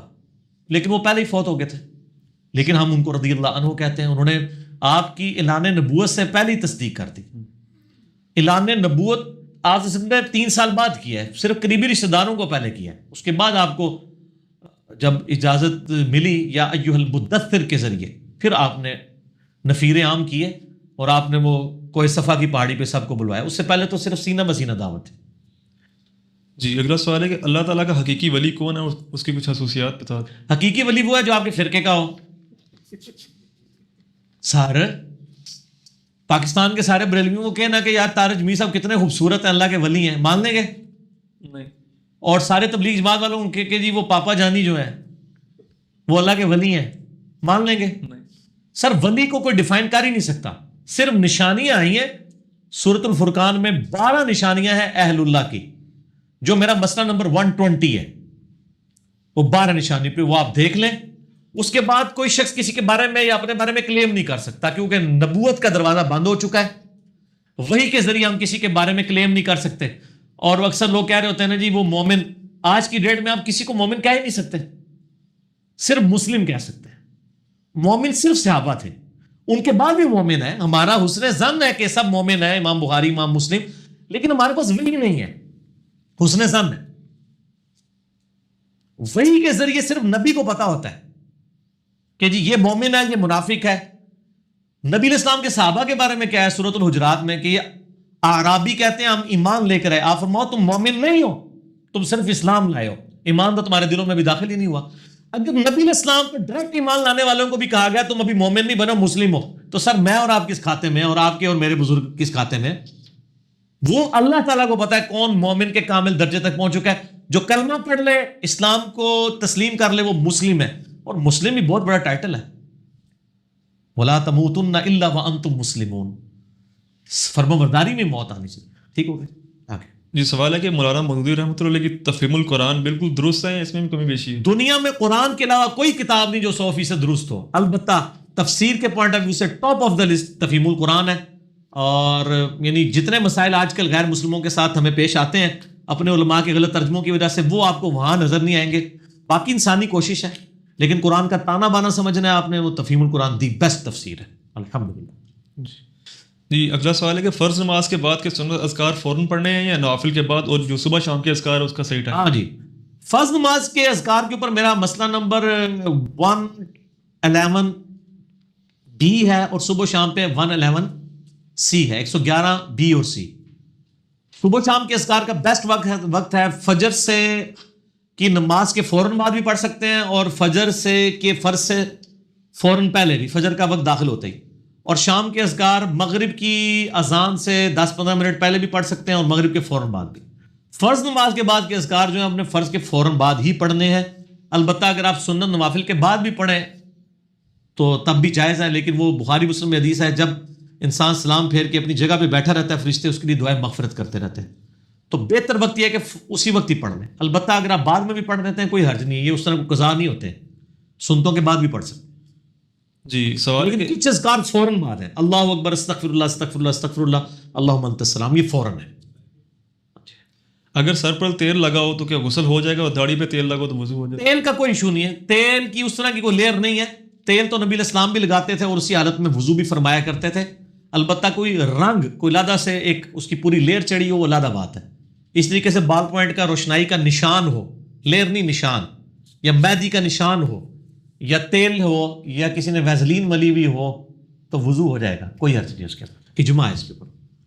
ٹھیک. کھانا سامنے رکھ کے قرآن مجید پڑھ کر پھونک مار دینا کوئی ثابت نہیں. مسئلہ 74 میرا اصالہ ثواب پہ دیکھ لیں. اس طریقے سے کھانوں پہ پھونک نہ ماریں، آپ اپنے اوپر پھونک ماریں. سر کھانے پہ پھونک ماریں، کھانے سے پہلے بسم اللہ پڑھ لیا کریں. جی بچوں کا کارٹونز دیکھنا کیسا عمل ہے؟ جائز ہے. کارٹون میں مطلب کوئی شرکیہ باتیں نہ ہوں، جیسے آج کل ہندوؤں کے کارٹون بھی آئے ہوئے ہیں، تو باقی ظاہر ہے مسلمانوں کے بھی کارٹون کچھ آئے ہوئے ہیں. ابھی تو مدنی چینل نے بھی کارٹون بنائے ہیں، اس میں کچھ سیکھ بھی ہیں، کچھ غلط بھی ہیں، کچھ ڈاکٹر ذاکر نائک وغیرہ نے بھی بنائے ہوئے ہیں. جائز ہے. وہ تصویر پہلے حرام تھی، پھر مباح ہوئی، اب واجب ہو چکی ہے. تصویر کے بغیر تو علماء بیٹھتے ہی نہیں ہیں. سر دیکھیں نا، علماء کا آپ لیول دیکھ لیں. پہلے حرام تھی، پھر مباح ہوئی. مباح ہے کہ نہ حلال نہ حرام، کوئی عرض نہیں. اب واجب ہو گئی ہے. اب کیمرے کے بغیر سٹارٹ ہی نہیں ہوتے. پہلے یہاں کیمرہ رکھتے تھے، اب یہاں کیمرہ رکھتے ہیں. تو کارٹون بھی اسی طریقے سے حلال ہو چکے ہیں. اب ان کو پتہ چل گیا کہ یہ تصویر اور ماڈل اور چیز ہے. میرا یوٹیوب پہ کلپ ہے اسلامک رولنگس اباؤٹ پکچرز، وہ آپ دیکھ لیں. جی اگلا سوال ہے کہ ایسی شادی اٹینڈ کرنا جس میں میوزک چل رہا ہو، کیا کہتے ہیں اس کو؟ بالکل اینڈ پہ پہنچے. ہم تو یہ کرتے ہیں، وہاں کسی کو فون کر دیتے ہیں کہ جب کھانا کھلنے لگے ہمیں کال کر دینا. تو بس اینڈ ٹائم پہ جاتے ہیں اسلامی پکڑا کے واپس. وہاں بیٹھنے کی ضرورت نہیں ہے، اور اپنا پروٹیسٹ ریکارڈ کروائیں، ان کو بتائیں کہ بھی اس طریقے سے ہم نے نہیں آنا. جی آخری سوال یہ ہے کہ کیا بستر پر لیٹ کر اپنے موبائل پہ قرآن مجید کی تلاوت کرنا یہ کیسا عمل ہے؟ تلاوت سے بہتر یہ ہے کہ آپ قرآن پاک ترجمے سے کھول کے پڑھیں، اور تلاوت بھی کر سکتے ہیں. وضو بھی کوئی شرط نہیں ہے، موبائل کے اوپر کریں. اور یہ تو ایک ماڈرن وے ہے. اور یہ باقی کہنا پاؤں لمبے کرنا، پاؤں سمیٹنا، یہ سارے مولویوں کے بنائے ہوئے ڈکوسلے. ان سے پوچھیں یہ کہاں لکھی ہوئی یہ چیزیں. انہوں نے تو پتہ نہیں کیا کچھ بنایا ہوا ہے. کسی شخص کی ذاتی شغف دین نہیں بان سکتا. جیسے امام مالک کے بارے میں آتا ہے کہ جب ان سے کوئی مسئلہ پوچھنا آتا تھا نا، بتا دیتے تھے. جب کوئی حدیث سننے آتا تھا، وہ پہلے وضو کرتے تھے، خوشبو لگاتے تھے، پھر ایک پراپر جگہ پہ بیٹھ کے سناتے. تو ان کا ذاتی فعل ہے نا، یہ کوئی دین تو نہیں بن گیا نا. وہ تو آپ اس کے تو کوئی اینڈ ہی نہیں، آپ جتنا مرضی احترام کرتے جائیں. دین بنا کے کوئی پیش کرنا ہے تو نبی علیہ السلام سے آپ نے پیش کرنا ہوگا. ورنہ میں نے کہا امام مالک سے ہی پیش کر رہے ہوتے ہیں، وہ تو مجھے نہیں پتا ثابت ہے کہ نہیں. ثابت ہو بھی دین واٹ، کہ جی وہ مدینہ شریف میں ننگے پاؤں پھرتے تھے. میں پوچھتا ہوں کہ امام مالک تو ننگے پاؤں پھرتے تھے، ابو بکر عمر عثمان والی کیوں ننگے پاؤں نہیں پھرتے تھے؟ یا امام مالک بڑے عاشق رسول تھے؟ خدا کے لیے اپنی عقل استعمال کریں. کسی کا ذاتی شغف اس کا ذاتی شغف ہے، ٹھیک ہے نا. صحابہ کرام رضوان سے اس لیے آپ کو اس قسم کی اوٹ پٹانگ کوئی چیز نہیں ملے گی، اور جو ملے گی وہ اوٹ پٹانگ نہیں ہوگی، وہ دین کا حصہ ہوگی. جیسے آپ کے مبارک وضو کا پانی نہیں نیچے گرنے دیتے تھے، پسینہ مبارک خوشبو کے طور پہ صرف نبی علیہ السلام کا، بزرگ بابوں کا نہیں. کبھی نہیں ہوا تھا تو بکر نے اپنا پسینہ کسی کو دیا ہو، یا اپنا وضو کا پانی کسی کو دیا ہو، جس طرح یہ آج بیٹھ کے سارے بزرگ ایک دوسرے کے ساتھ ٹیشو پیپر پہ پونچھ کے پسینے دے رہے ہیں. تو غلط کر رہے ہیں نا. ٹھیک ہے جی, اللہ تعالیٰ سے دعا ہے جو حق بات میں نے کہی اللہ تعالیٰ ہمارے دلوں میں راسخ فرمائے, اگر جس بات میں میرے منہ سے غلط بات نکل گئی اللہ تعالیٰ معاف کر دے. سبحانک اللہم بحمدک اشہد ان لا الہ الا انت استغفرک واتوب الیک وما علینا الا البلاغ المبین. جزاکم اللہ خیرا.